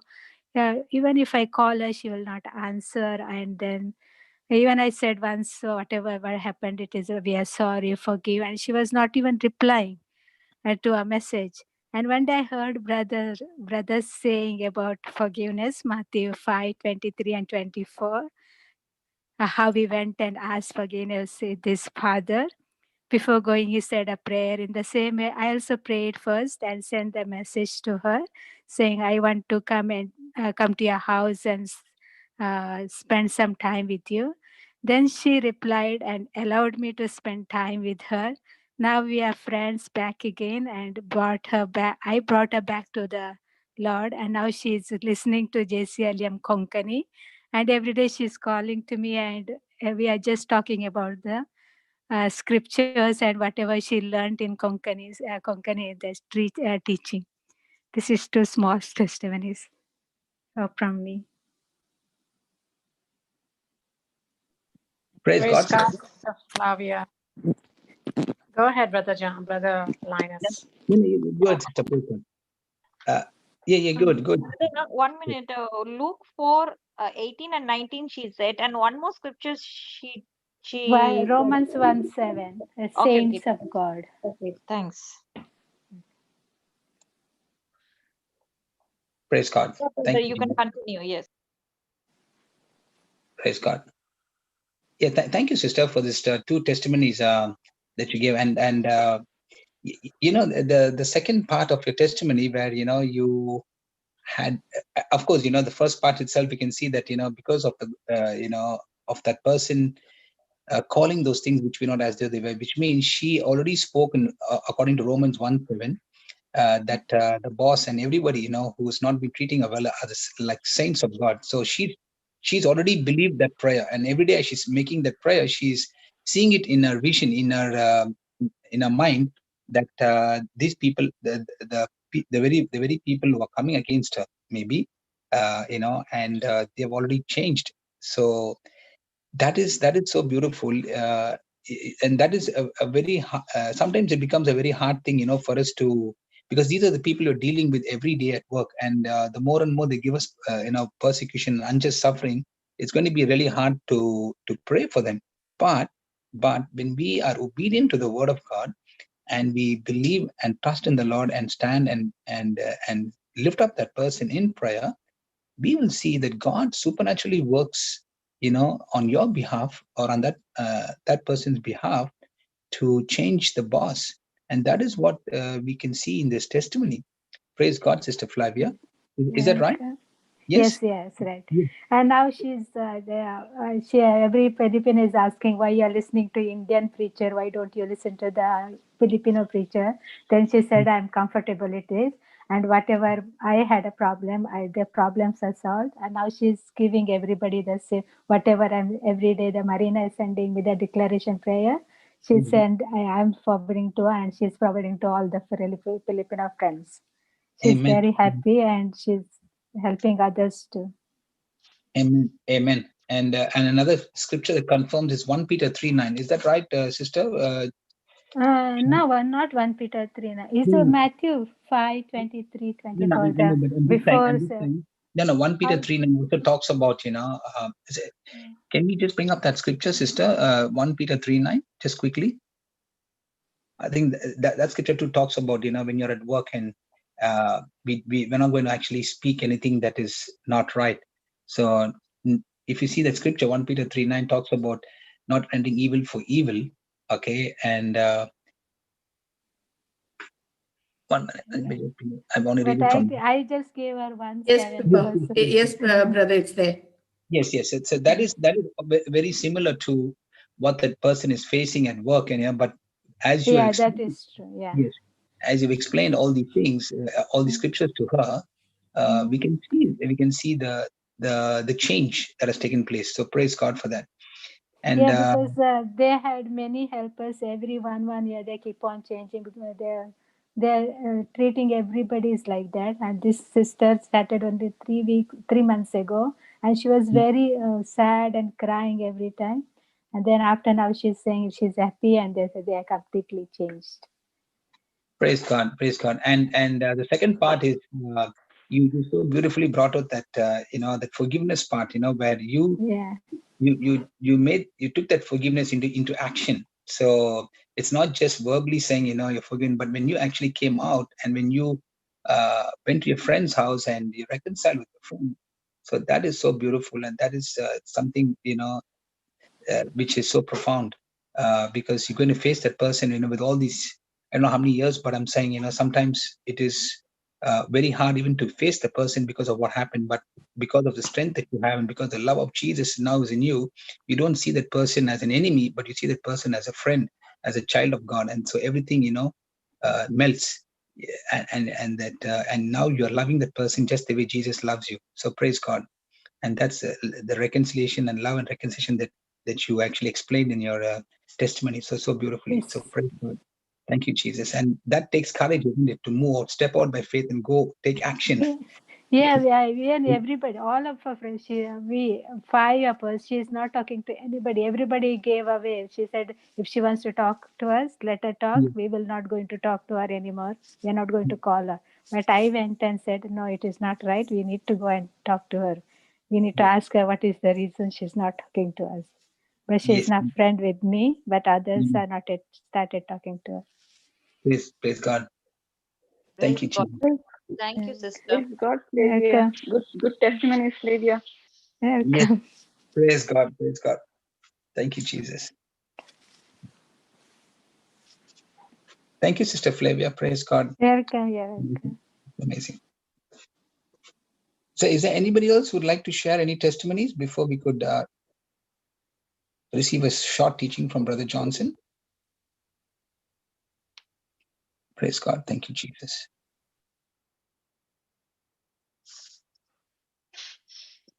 Praise God. Brother? Brother Johnson or Brother Linus? Brother Yeah, I'm awake, Baba. I'm not sleeping. Okay. You can start, brother, the teaching. Teaching on what? Covenant. Maybe covenant grace. You didn't continue the grace one and the covenant.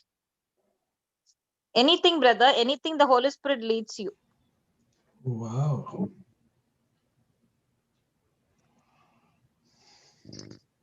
Today we've been talking about the favor of God. So maybe it'll be a good idea for us to go back and touch some areas of favor. Praise God. Okay. Anything, brother, whatever you want to choose through the help of the Holy Spirit. Okay. Shami, can you start something? Then I can continue from there. Start something. Okay. I'm on that day sister was talking about the law is like, sometimes we are thinking what we are doing, like whatever we are doing, the hard work, and because of praying I did lots of scriptures, I studied lots of I listened for lots and lots of hours of I'm listening to the word of God, so I will get the what is that, I will get my success, I will get my job, or I will get my healing. People are thinking like if I listen for lots of time I will get that. It is not because of lots of time what you're doing the hard work, it is because of Jesus Christ who did it on that cross for us. Only we need to believe on that grace. Okay. And it's in Romans 6:14, I think so. For sin shall not have dominion over you, for you are not under the law, but under grace. Okay. And I love that. I don't know which scripture is that. It's in Romans. Because why? Because he ended the. It is in Romans 10:7, or I don't know. He Jesus Christ ended the law, like that. It will come. It's in Romans 4. 10:7 is on the screen, sister. 1 minute. It's not 10:7.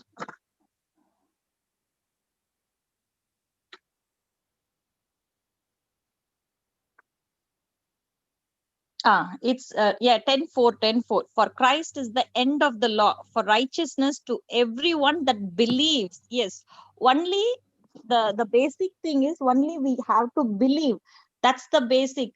It is not because of your hard work, or it is not because I did a 1 hour prayer and I went for this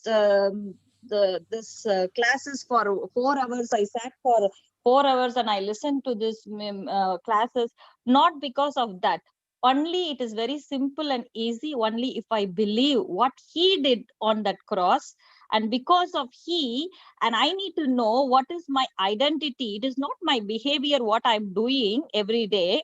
Because the enemy always will tell you what you're doing, and it will always tell you what about your guilt and whatever. Even though you're listening to all this, look at here, your behavior is like this. Look at here, you're doing the wrong thing. You keep on doing the wrong thing. It is not like that. It is only if you believe what Jesus did on that cross, and because of that I have the righteousness of God. When the enemy is striking out, whenever you're doing the wrong thing, or it's because of your hard work you're doing like this, it is not like that. It is only if you believe what is your identity. My identity is I am the righteousness of God. When you open your mouth and say I am the righteousness of God, that's where you get everything, because you're believing in Jesus Christ was what he did it on that cross. Brother? Yeah, I'm listening. Amen. Praise Praise God. God. Yeah, brother, you Praise- can continue with Sister that, brother. Shamli, Grace has lifted up her hand. Yeah, you can unmute her. Yeah. Sister Grace, you're unmuted. Yeah, thank you. Thank you. Now, Brother Johnson, I have one question. If you can explain it to me, please. I always love Luke 4:18-19. Now, Luke 4:18 says, the Spirit of the Lord is upon me. But 19 says, to preach the acceptable year of the Lord. I don't understand 19, to preach the acceptable year of the Lord. Can you please explain? Okay. Let's go to Luke 4:19. It's there, Papa.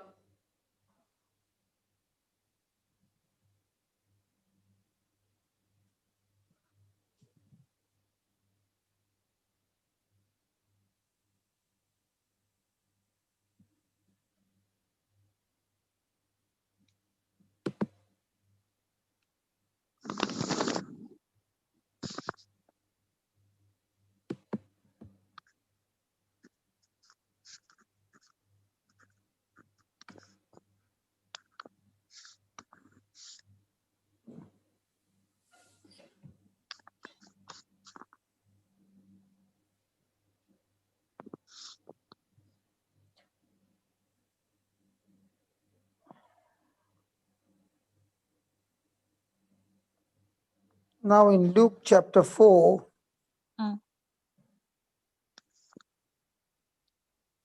18,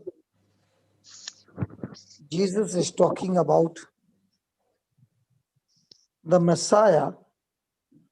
When he comes, what is his office? Okay? Yeah. What will be the mark of the Messiah? And the first thing he says that the Spirit of the Lord is upon me. He's going to be a complete man, not God. And he is a substitute for mankind. And the Spirit of the Lord is upon him. God himself has anointed him. First thing, the anointing is for him to preach the gospel. Not the healing, not the deliverance, not anything, but first to preach the gospel. Why to preach the gospel? Because it is through the preaching of the gospel that correction is made. It is preaching to the gospel, the person begins to have a relationship with God. And the word gospel means good news. Praise God. Praise So God. preaching means to make a person understand the good news. Brother, no And when the noise is person, coming. It's only for us or everyone? no, not from my No, the mobile. noise is coming from Grace's. I think she's working. No, with the no, laptop. I'm sitting. No, it's not from me. I'm by myself. So Okay. can you Okay. all mute your mics? I'll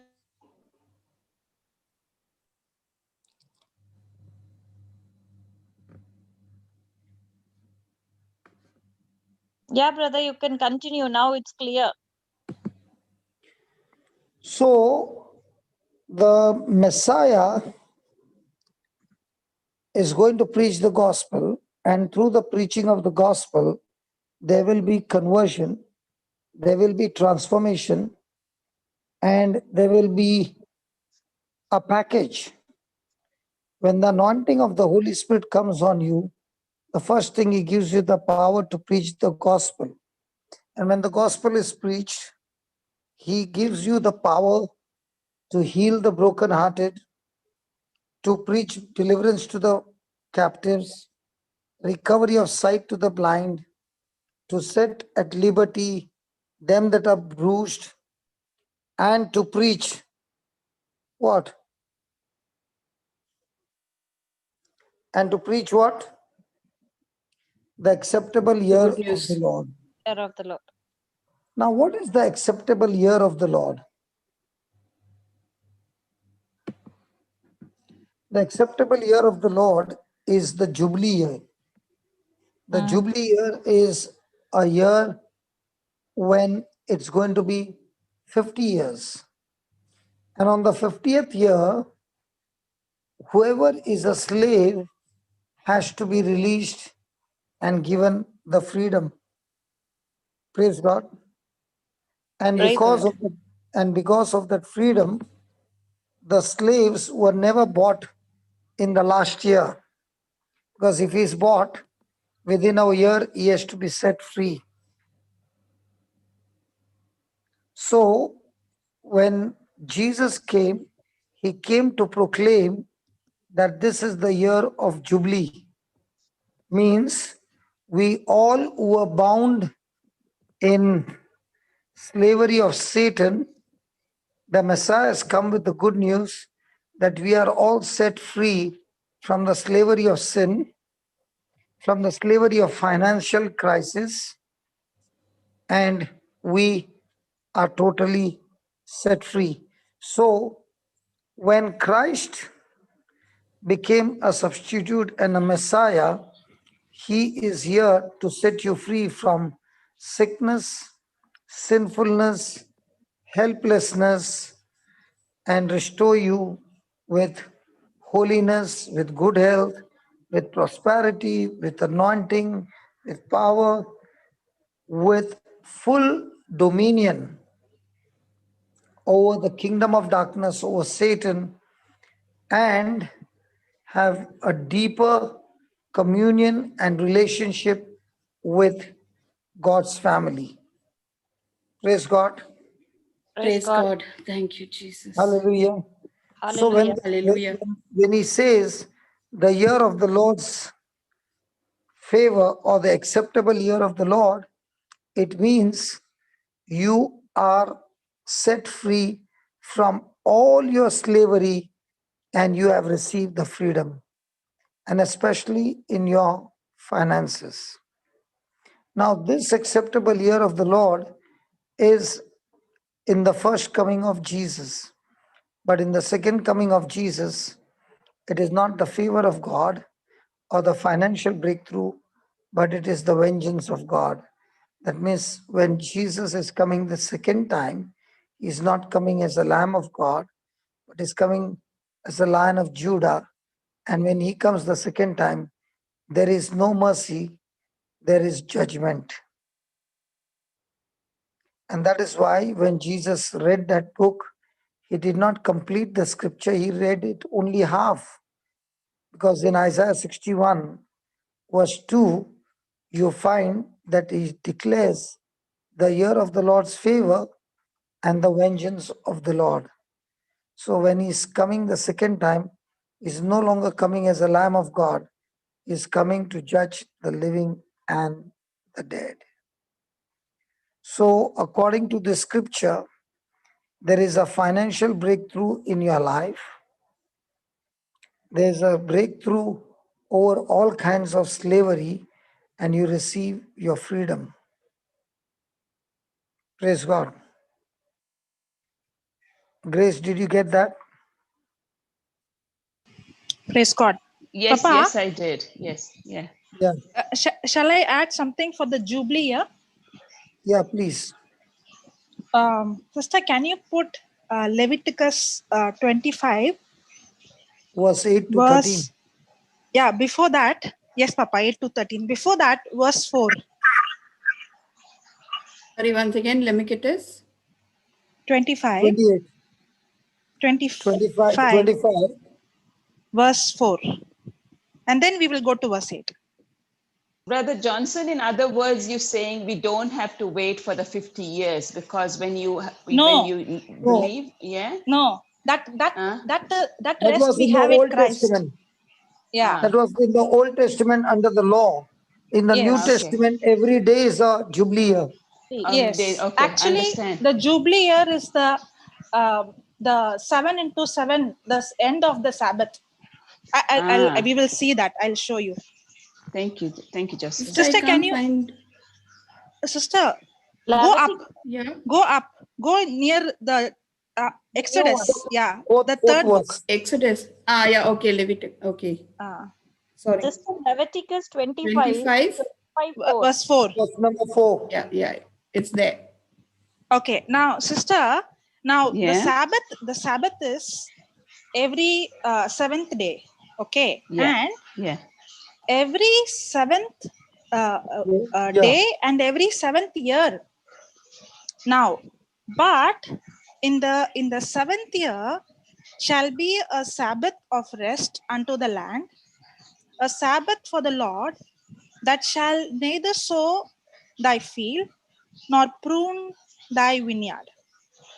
That which groweth of its own accord of thy harvest, but shall not reap, neither gather the grapes of the wine unrest, for it is a year of rest unto the land. Now, what is very supernatural among the Israelites is the whole world works continuous 24/7. But when it comes to the Israelites, they work only 6 years, and on the 7th year, they don't work. But there is something supernatural that takes place. On the 6th year, they have 3 times of harvest that they for the 6th year, for the 7th year, and even for the following year, because they have not worked on the 7th year. So they have 3 times. Now, actually, the Old Testament is a shadow of what is going to come, the reality, that is Christ. So the Lord was showing as a shadow, that is, when everybody is working hard, God is showing that on the 7th day, when they rest, the Lord is providing them supernaturally. Okay, it is actually about Christ, that it is not because of what we do, it is because of what Christ has done. That is Sabbath. Sabbath is the rest that we have in Christ. Yeah. And that's why, for it is a year of rest unto the land. Then. Now come to the 8th verse, sister.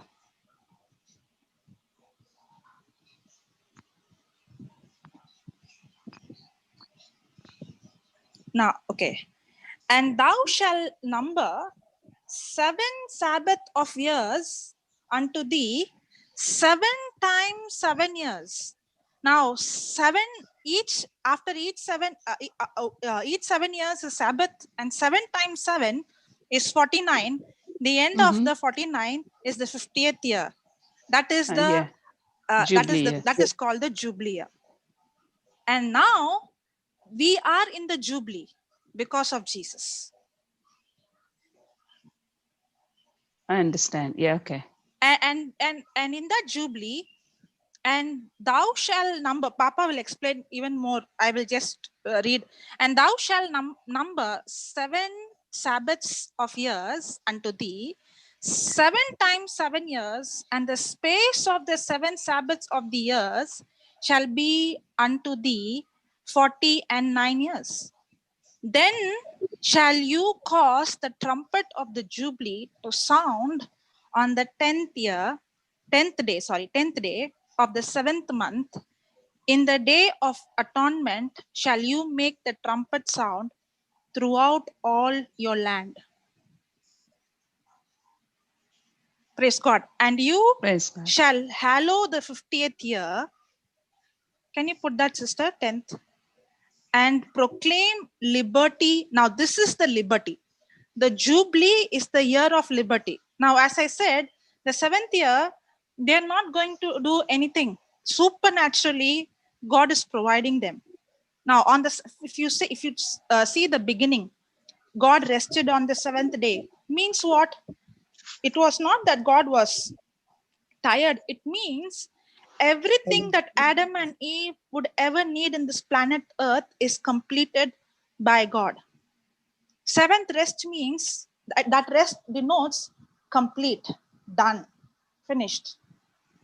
So when Adam entered into the 7th day, there is no lack.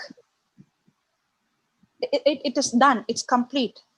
Now, in the old covenant, the Jubilee is the year of liberty, because it is the shadow of the coming of the church. Papa? Yeah, amen. Praise God. Yes, you are doing a good job. Go ahead, do it. Whatever is missing, I will come. Okay. And you shall hallow the 50th year and proclaim liberty throughout all the land and unto all the inhabitants throughout. It shall be a jubilee unto you, and you shall return every man unto the possession. Now all the slaves are set free, and you shall return every man unto his family. Everyone who were, as slave, bonded slave, and all, not bonded slave, all the slaves are set free. So everybody are free to go back. Yeah. And there's so many things. Even Papa, there's something about buying also. No, I forgot. You told. I don't remember that.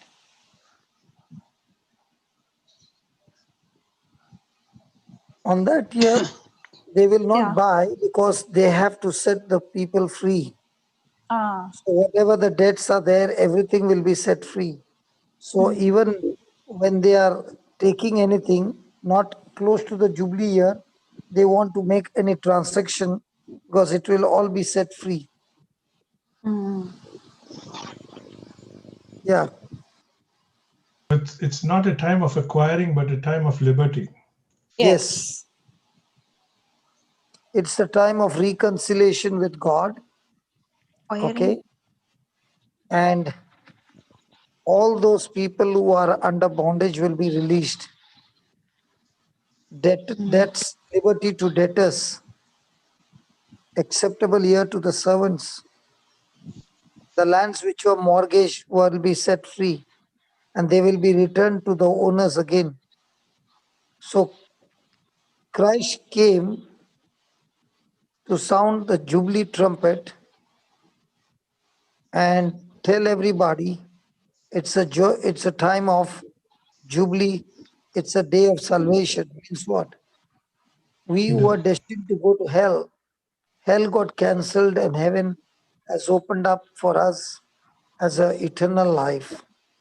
And that's the Jubilee. So we who believe in Jesus now receive all the blessings and everything from God because we are in the Jubilee. Praise God. Praise God. Praise God. I understand that, Brother Johnson. You beautifully explained them. Thank you, Jocelyn. That's really, really beautiful. I always wondered what it was. Yeah. So when you say this is the year of the Lord's favor or acceptable year of the Lord, that means whatever claim was there, whatever claim was there in the past, those documents are cancelled Accusation. to Christ and the person is set free. That is why Luke 4:18 and 19, when people are confessing in the spiritual realm, everything starts breaking because that's the prophecy that has already been completed. And now you are believing and receiving. And that's why there are so much of breakthrough taking place. Yes. So, brother. Yeah. This has definitely something to do with on the day of Pentecost, isn't it? Yeah, because it's 50 not only days when the Holy Spirit came down, it set everyone at liberty, and that's when freedom began. Can you compare it with that? That is the day of Pentecost is the day of harvesting. So this is the day of freedom. Exactly. So that is also a jubilee of 50 years for harvest. Means the harvest is plentiful, but the laborers are few. So we who are in bondages, or who are in bondages, we declare first the preaching that you have been set free from the hands of Satan. You have been totally set free. And now that you have been anointed with the Holy Spirit, you are authorized and anointed to be the co-workers with Christ. Amen. And go and reap the harvest which is around and bring the lost into the kingdom and reap the harvest. So each one is set free and at the same time anointed to go and reap the harvest. So for everybody, there is a freedom, and the moment is born again, is the day of he experiencing the Pentecost fire. So now he's baptized with the Holy Spirit and with fire, and he is also authorized and anointed to go and reap the harvest and bring more unbelievers into the kingdom of God. Praise God, brother. Praise Beautiful. God. That is why when you preach the gospel of Luke 4:18 and 19, it releases a person first of all from every work of Satan, and after that in the verse 19, because of the year of Jubilee, you are now, instead of slave, you are reconciled as sons and daughters of God, adopted in the family, and now you are anointed not as servants, as sons of God, to go and do the work like Jesus, the Son of God, brought us into the fold. Now you are also going and reaping the harvest, because the harvest is plentiful and you are the laborer chosen by God. And all this takes place by the preaching of the gospel, by believing the gospel, by confessing the gospel, and experiencing the anointing, and going and giving testimony of the gospel. Amen. Amen. Thank you, Jesus. That's how it is. Thank you, brother. That's beautiful. Thank you. Thank you, Yes. Sister Grace, for that amazing question. Praise Yeah, God. so now when I confess that Luke 4:18, 19, I always say, you know how you say after, the Spirit of the Lord is upon me, upon so and so, and upon so and so, and the favors of God are upon me. My Jesus himself has anointed me, has filled me with his love, and he set me free from every bondage. So that, or I change it, to whatever my needs are. So how do we, am I doing it wrong? Do I have to say this whole scripture rather than saying it to the situation? See, this what we are giving you. The Spirit of the Lord is upon me. My God himself has anointed me. He has filled me with his love and set me free from all evil, is a small verdict of that big scripture, which is in detail. Yeah.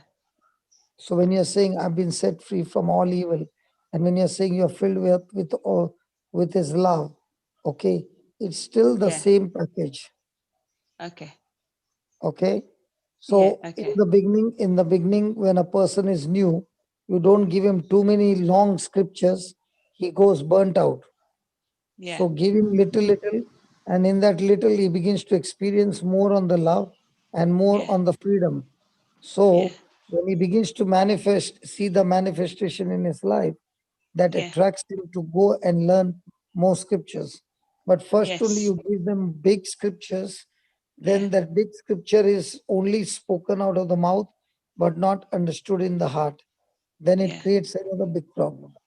Yes, yeah. I come across this every time when I'm doing e-writing, and I meant always to ask you, am I doing something wrong? So I thought that today I will ask you.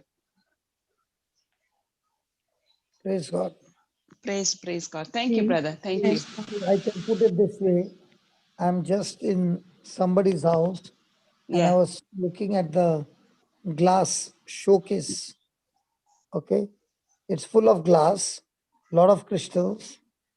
And I went to the glass, and that glass has got a small handle. If the handle is not there, the door cannot swing. Okay. So I pulled the handle and the door opened.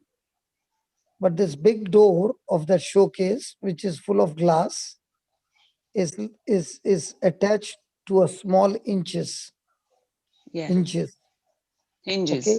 Yeah. Because of that hinges, the big door is resting on the hinges, and it can swing in and out. But if you remove the small hinges, that heavy door will be very difficult to swing in and out. Yeah. So the truths of the word of God becomes the hinges to all those things that you're going through. And when the hinges is the truth, your door will keep on swinging in and out according to the word of God, according to the anointing. And whatever is of unbelief the door will be shut off, and whatever is of the belief, the door will keep opening for you. Praise God. Praise God. Praise God. So as you begin to fix the inches with the promises of God, no matter how big the door is, no matter how heavy the door is, your small inches can fix the door, and the person can keep opening the door in and out. Praise God. Yeah. Praise God. Praise Thank God. you, brother. So remember, small promises of God, when you believe them, they can swing open huge doors of finances, relationship, marriage, you name it, everything. All you need is small inches. Yeah. What is it, brother? Inches. Hing. H-I-N-G. HING.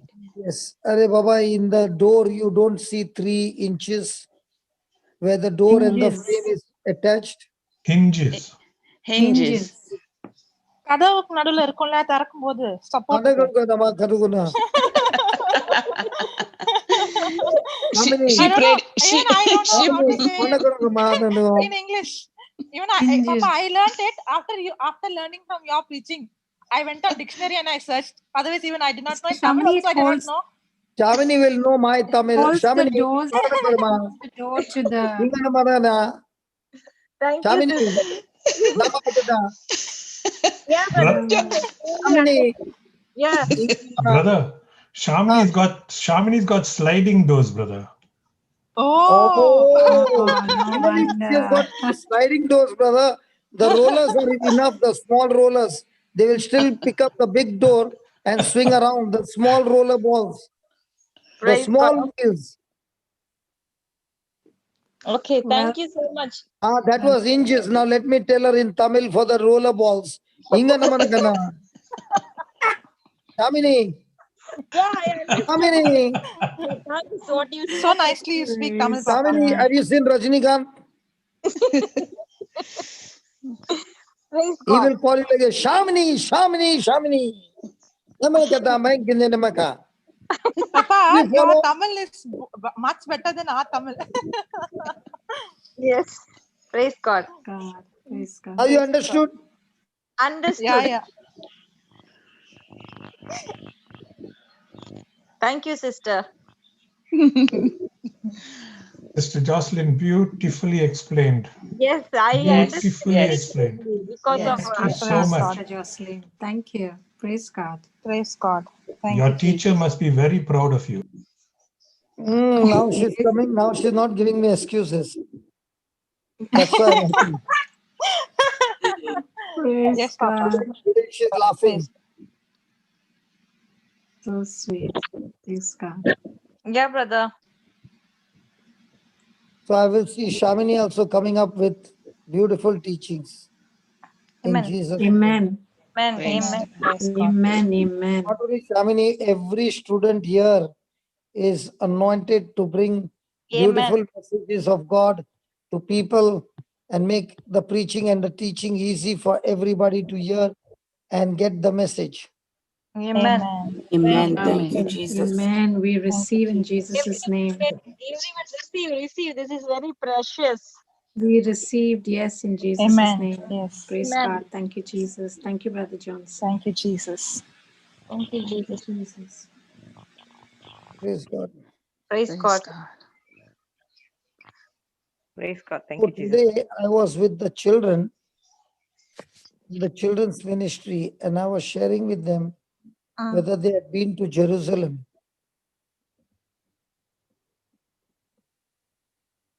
How many of you have been to Jerusalem? I have been. Today we are in Jerusalem, brother. Sorry? I have been. We are in Jerusalem. You are in Jerusalem? And we were in Jerusalem. You were in Jerusalem? Yes. You were? I am I Jerusalem. You are? Yes. Every day we are in Jerusalem. Amen. Brother, you are talking to the women of Jerusalem. Amen. Oh, the Jerusalem. Praise God. Praise God. Praise God, Brother Hector. Praise God. Thank you. Praise God. Thank you, Jesus. So I was asking these children, and they gave me amazing answers, and I was so rejoicing, and I was saying, Lord, these children are so small, but they are so rooted in the word that they are giving truths after truths after truths. And I was wondering, at this young age, they are at this level, what will happen in the next 2 or 3 years? Yeah. Amen. Amen. It is so very beautiful. Thank you, Jesus. Thank you, Jesus. Thank you, Jesus. So, what do we do? Share with us what you told us about the children. You're saying about the children. Okay, children. Okay, let's go to Romans chapter 6, verse 3. Thank you, brother. Romans chapter 6, verse 3.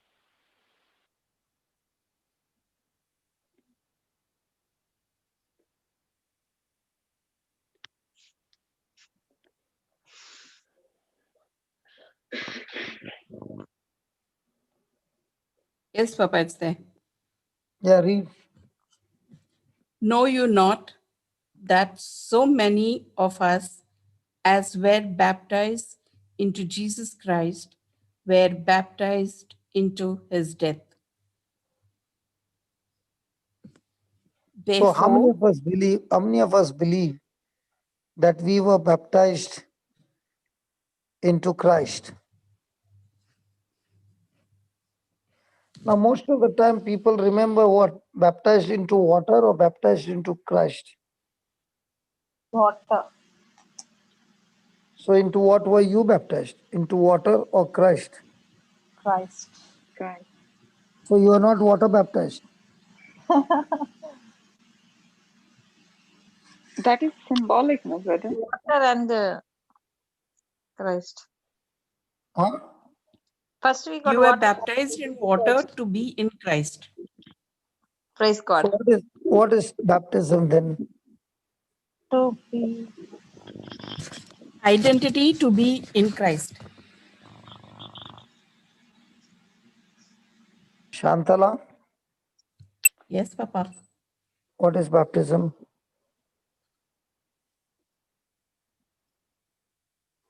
We were all baptized when we were infants. You are not. You were baptized when you were grown up. Yes, Papa, I accepted Jesus, so I was baptized. So what's the meaning of the word baptized? When you're born again. Yes. When you're born again, yeah. When you're born again in Christ. Baba, born again is the effect of baptism, but what is baptism? Acceptance of Jesus.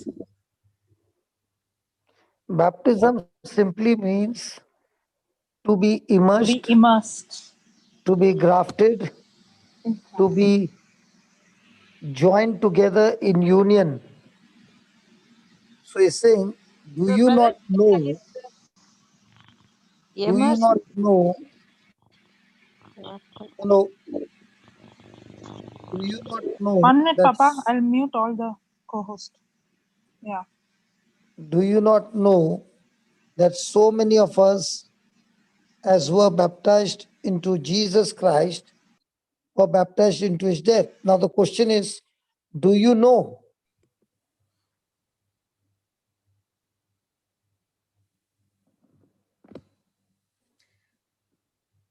Repeat the question again, Papa. Do you know? Do you know that you were in Christ? Is your question? that you were baptized? Baptized means you were immersed in Christ. Now, the Bible says when Adam sinned, we were inside of Adam, and therefore the sin of Adam affected us and we were made sinners. In the same way, the Word of God says, do you not know that when you were baptized into Christ, you were baptized into his death? That means when Jesus walked on this planet Earth, we were in Christ. Praise God. Thank you, Jesus. And because we were in Christ, we were in union with Christ. And therefore, when Jesus died, we died with him. So what is so special about we dying with him? Why should we die with him?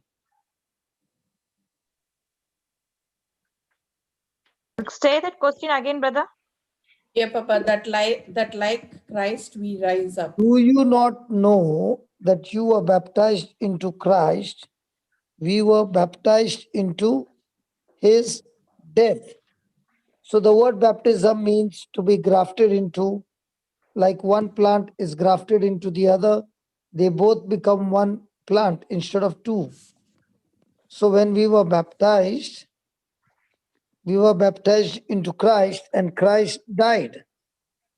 So if Christ died, we also died with Christ. So why did Christ have to die? Because he died our death. But why For should our he die? sins. What is so special about dying our death? Because to To help break us the to curse. come out of the To sin, free us, The to sin free us nature. out of the sin and the sin bondages. nature which was in Adam and Eve, that was carried forwarded. Okay, I'll explain to you. Because Adam committed sin, that disobedience brought infection to mankind, just as now we can see COVID-19 is infecting people around the world, and so many people across the whole globe died. But this sin nature got infected, and there's no vaccination for this. So the sin nature came to the whole mankind. So when sin nature came, sin became the master of that person. Praise God. So if Praise sin is the God. master, sin will never release his slave. Sin will keep that slave forever. But the day a man dies, who is a slave, his master cannot make him work after that anymore because he is a dead body. Agreed? Yes. Yes, Papa. So what Jesus did was, he took our sin, and because of sin, he qualified to die, but he did not die his death, he died our death, because he had committed no sin, he cannot die. And when he died our death in our place, his death, and we were baptized in him. When he died, we died with him. And because we died with him, Satan lost his ownership over us by Jesus' death on the cross. Because we were baptized in Jesus. Now, when God raised Jesus from the dead, we also, by the Holy Spirit power, are raised from the dead. And now, when we are raised, we are born again. And when we are born again, the old sin nature which was there, that Jesus died with the sin nature of us, is the same sin nature we died with Christ. And now, when God raised Jesus from the dead, he is now no longer carrying the sin nature, he is carrying only God nature. Praise God. Thank you, Jesus. And with that God nature, we are raised from the dead, and therefore we are declared the righteousness of God in Christ Jesus. Amen. Thank you, Jesus. And that is why he says, do you not know you were baptized into Jesus, were baptized into death, into his death? Then the next verse.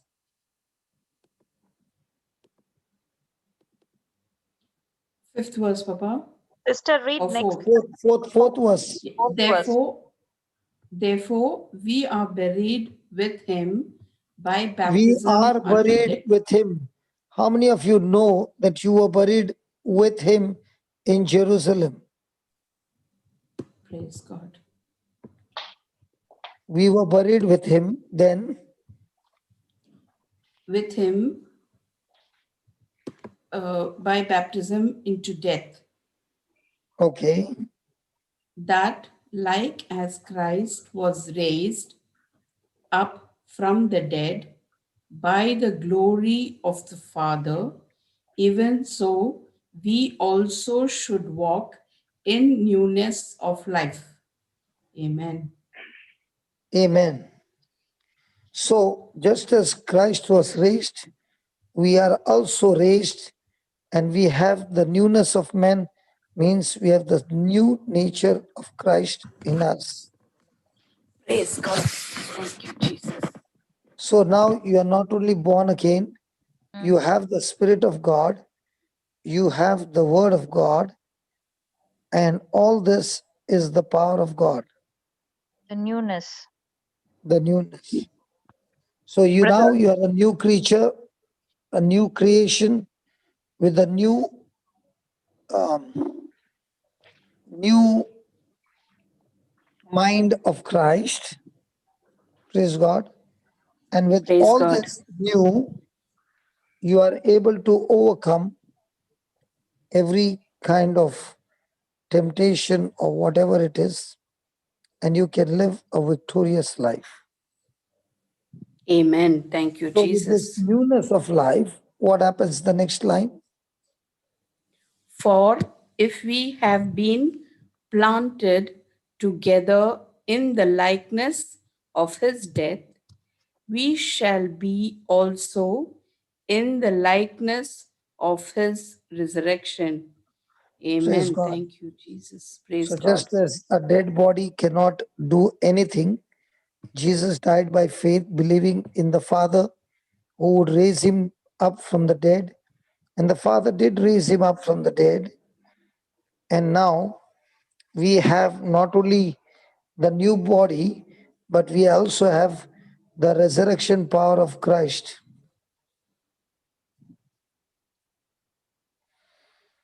So, next Thank you, line. Jesus. Knowing this, that our old man is crucified with him. Pause. How many of us believe that our old man or our old self has already been crucified with Christ? We are all believers, Papa. We are all believers, but do we really believe? And when we really believe, there is rest, there is no unrest, there is no anxiety.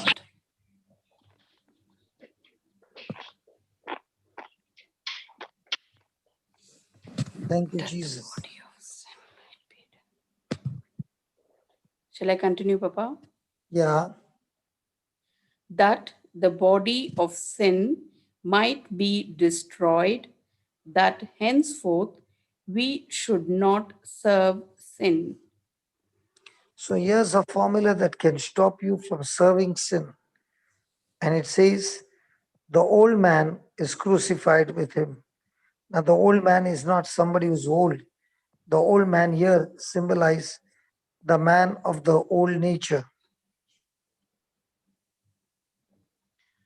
So, when that old nature is crucified with Christ, the body of sin has no power, it is destroyed. Means what? My body is neither moral nor immoral. It takes order from the brain. The brain takes order from the mind. And the mind is the one who takes the order from God. Praise God. So knowing this, the old man is crucified with him, that the body of sin might be destroyed. Now, did he say the body will be destroyed or body of sin be destroyed? Body of sin. Praise God. Praise So God. is this body serving sin? Yes. Yes, but does it want to serve sin anymore? No. Once you realize that your old is crucified with him, then you don't. So you mean to say the devil is not knocking at the door? He does every minute. So how does a person get freedom? By speaking the word. Praise God.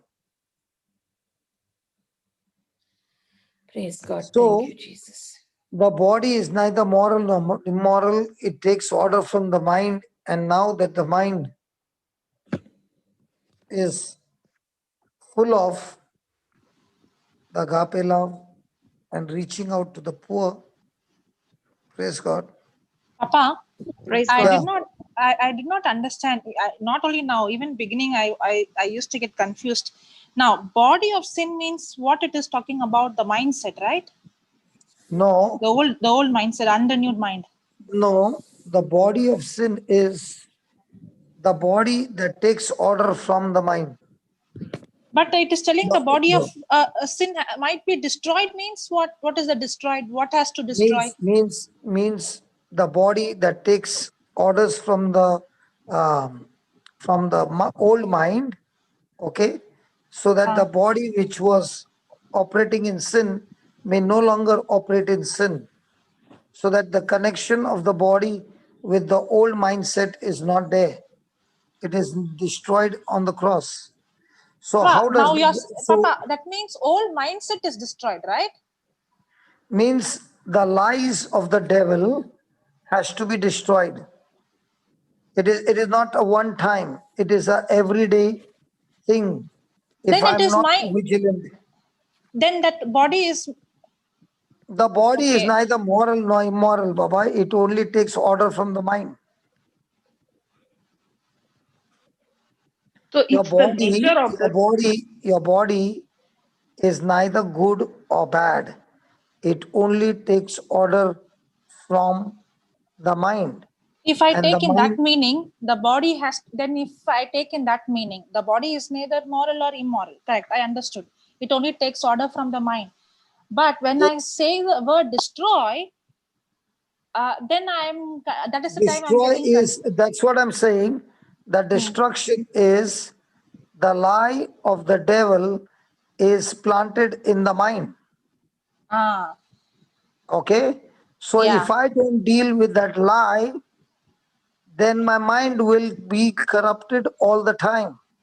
Ah, So the mind, which is taking the lie, has to be attacked, and that has to be destroyed. The lie has to be destroyed. When the lie is destroyed, there is no more process of destruction. that's exactly what I asked. It's the So mind. that lie is the kind of thinking that Satan gives to a person, even though he's born again, even though he's anointed, even though he has the promises of God, but still those sinful thoughts will be still bombarded in a person's mind. So to destroy that, you need to feed yourself with the promises of God and the word of God continuously, so that the lie of the devil is captivated and terminated. Yes. So the danger is not the action. The danger is not the things happening outside me, but the danger is the lie that is already inside me. So every day in a life, every moment in a life, there is a truth and there is a lie. If I gave room to the lie, that lie has the ability and the capability to destroy my body. The So lie when the has the lie, capability to destroy the body. so when the lie is there, The lie will talk to my brain to use my body and abuse my body and destroy the organs in my body. So Yes. even though there is a destruction in my body, might be due to alcohol, drugs, or whatever, but the root is the thought in my mind. Exactly. Yes. That's what I asked. So the destruction is not the process, the destruction is the root, the lie. So that can be even a stronghold. Sorry? It could be even a stronghold what a person has got in his mind. The stronghold can happen only when it is repeated over and over again. Over again. Yes. Okay. It doesn't happen overnight. Yes. It is a daily practice that has made it into a stronghold. Meditating on the contradiction to the word of God. Yes. So every moment we got to be cautious about the lie. And if the lie has entered my soul, then the truth cannot come out of my mouth. And if the truth has entered my soul, then the lie cannot come out of my mouth. So whatever enters my soul empowers me to speak it out of my mouth. Praise God. Brother, one question one person asked, is it mandatory for a new believer to be baptized or not necessary? How can they be believer without they are baptized? Because they are baptized only they are believer, no? No. What he means is that person is asking, whether that person is baptized in water. Okay. That goes. Okay. Okay. It is mandatory So a person might not be baptized in water, but the person be baptized in the Holy Ghost by the preaching of the gospel, and the person is already speaking in tongues, and the person is gone deeper and deeper in the Lord. And what is more important is the person having Jesus as his personal Lord God and Savior. A person can be baptized in water, but he has got absolutely no relationship with Jesus. Then it has ended up with a ritual. The proof that you are baptized in Christ Jesus is that your whole attitude begins to change. You are more and more hungry for the word, and the fruit begins to change. Your life begins to get transformed.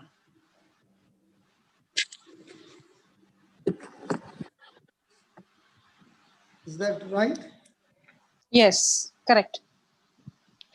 For example, Cornelius, he was a Gentile, and when Peter went to preach, none of them they had the water baptism, but the baptized Christians and the disciples were amazed to see, just by hearing the gospel and believing the gospel, they were all baptized by the holy fire, and they all spoke in tongues. After that only they were given water baptism. First they got baptism of the fire. Yes, because the baptism of the Holy Spirit is with the manifestation of speaking in tongues. Brother, Yeah. The scripture says in Acts 10:44, while Peter yet spoke these words, the Holy Ghost came not. Yeah, that's what same. Same. I was saying the same. Thing. Cornelius. Okay. It's the same thing. Yeah. So a person can be, now for example, I was water baptized.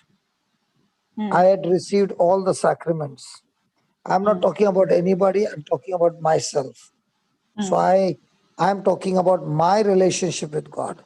I'm not telling a doctrine. Please don't jump to a conclusion. So even though I received everything, I had no relationship with God, because for me the gospel was not true, even though I went through all the rituals, even though I went through all the sacraments. It ended up for me as a ritual, because sacraments, only when it is believed, will have an effect.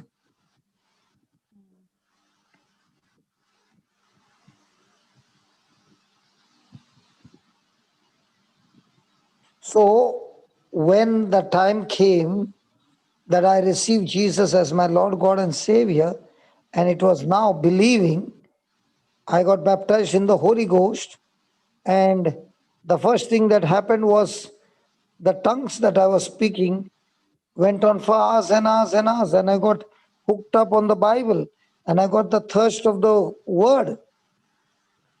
And this thirst began to increase even more and more and more. There was an identical symptom or manifestation of transformation that took place in my life. Hello? Yes, Papa. Yeah.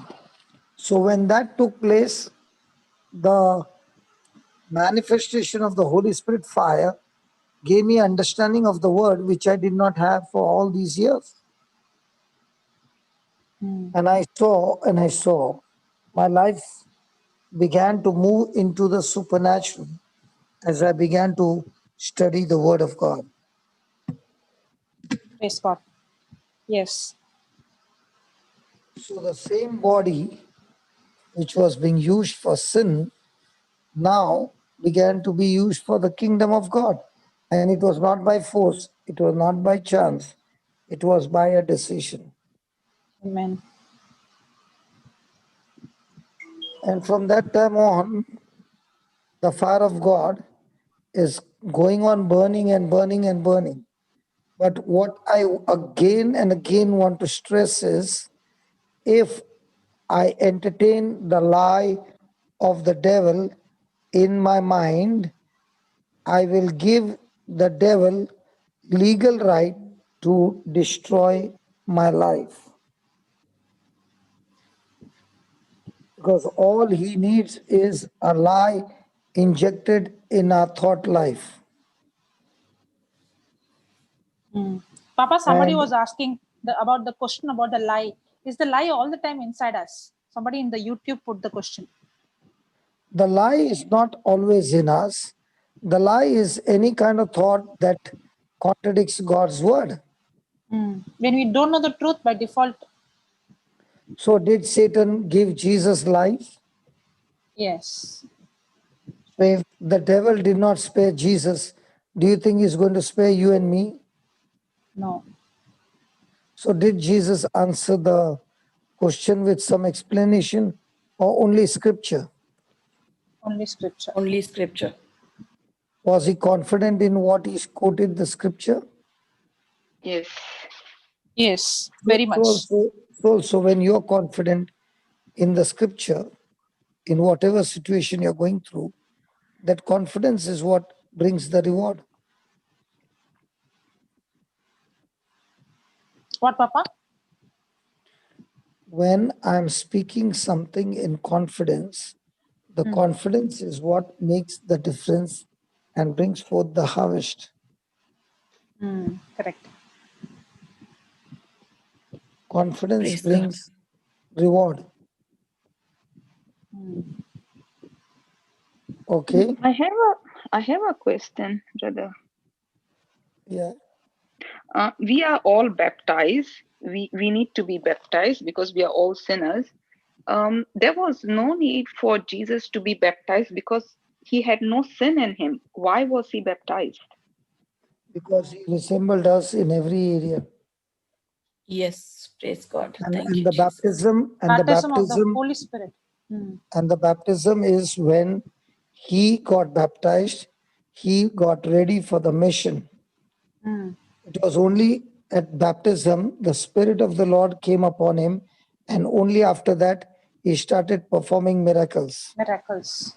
So also when you are baptized with the Holy Spirit, you are also saying, I'm ready for the mission, and that's why God gives you the power to perform signs and wonders and miracles. But now you're saying, I am ready to go into war against the devil.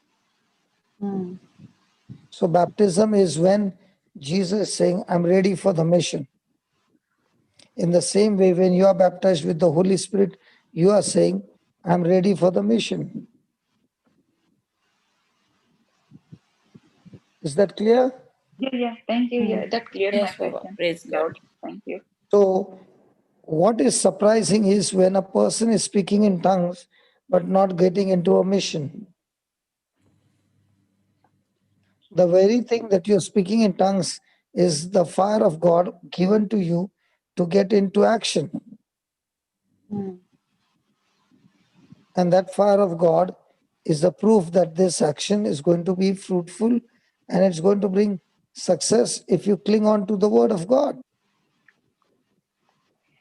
Praise God. Praise God. Amen. Okay? So are we all baptized in tongues? Yes. So now Yes. that you're baptized in tongues, are you supposed to live as a warrior? Yes. Yes. Fight the battle as a warrior? Yes. Yes. Wherever you are, in whatever place, workplace, anywhere. And when you begin to practice it, the results are mind-blowing.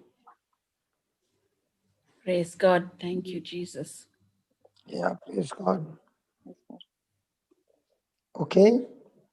Yes, Papa. Okay. I believe this helped you, and now that you are holding on to the promises of God, okay, those promises of God are not allowing the lie of the devil to have a hold on your mind, and that is why you are walking your life into victory. The moment the lie gets the room, the lie will bring forth destruction in your life. So see that you do not allow the lie to rule over your mind even for a moment. The lie will kill you and destroy you. Praise God. Yes, Papa. Okay? Yes, Papa. Okay. Yes, Papa. We learned something very important. Yeah, every day we learn something. Yeah. Praise God. Over to you, Linus. Or Brother Praise Hector. God. Praise God, Brother Hector. Okay. Yeah. Praise. Yeah. Yes, sister. Praise God. It is excellent, marvelous. This is really the day the Lord has made. So we shall rejoice and be glad for giving us His word today. It has opened up a lot in our lives. A lot has been declared into our lives. The anointing of the word has so much of conviction and power and recreation in our lives. The testimonies that brought out so much of God's immense love for us, the teachings that followed, we couldn't have asked for anything more. Thank you, brother. Thank you, brother. You are. Now I'm a little sleepy, so I don't want to talk in Yeah. my sleep. No, that's all right. We just thank you very much. And Yeah. your sleep is also an anointing, because that rest is required for a brand new session when you wake up. So we Amen. praise God and thank you, Father, for this immense love that you constantly show for each one of us. Amen. You constantly show, Lord. You don't never leave us nor forsake us. And even every morning to be in your presence, to start the day off like a dewfall that comes on the grass early in the morning, that brings new life for the entire day. It brings forth rejuvenation, health, strength, wisdom, clarity, and most of all, the divine relationship with you. Oh Lord, we bless you, we praise you, we glorify you for having anointed each participant. Your anointing has fallen on each of the participants on the Zoom, on YouTube, and on Facebook. And not only fallen upon them for keeps, but because it is fallen upon each one of us, there is an overflow that will go upon the others as we move on today. We do not realize it, but it is your design that what we receive will automatically overflow on the ones we come in contact with, on the places of our visits, shopping malls that have never had good business by virtue of the anointing that we carry in bring success. Neighbors across our streets, this anointing reaches out to them. And Lord, we bless you and we praise you for all that you do in our lives. Every day is a glorious day. We just worship you and thank you for the gift of your loving Son, Jesus Christ, who so willingly went onto that cross and exchanged everything. He has taken all that is not good in our lives and given us all that is the best for us. We thank you for that wonderful exchange that has taken place. Keep us constantly reminded by your Holy Spirit of this wonderful exchange. What was illness has become health. What is lack has become plenty. Oh Lord, we just bless you, we praise you, we glorify you as we thank you in the mighty and loving name of your Son, Jesus Christ. Amen.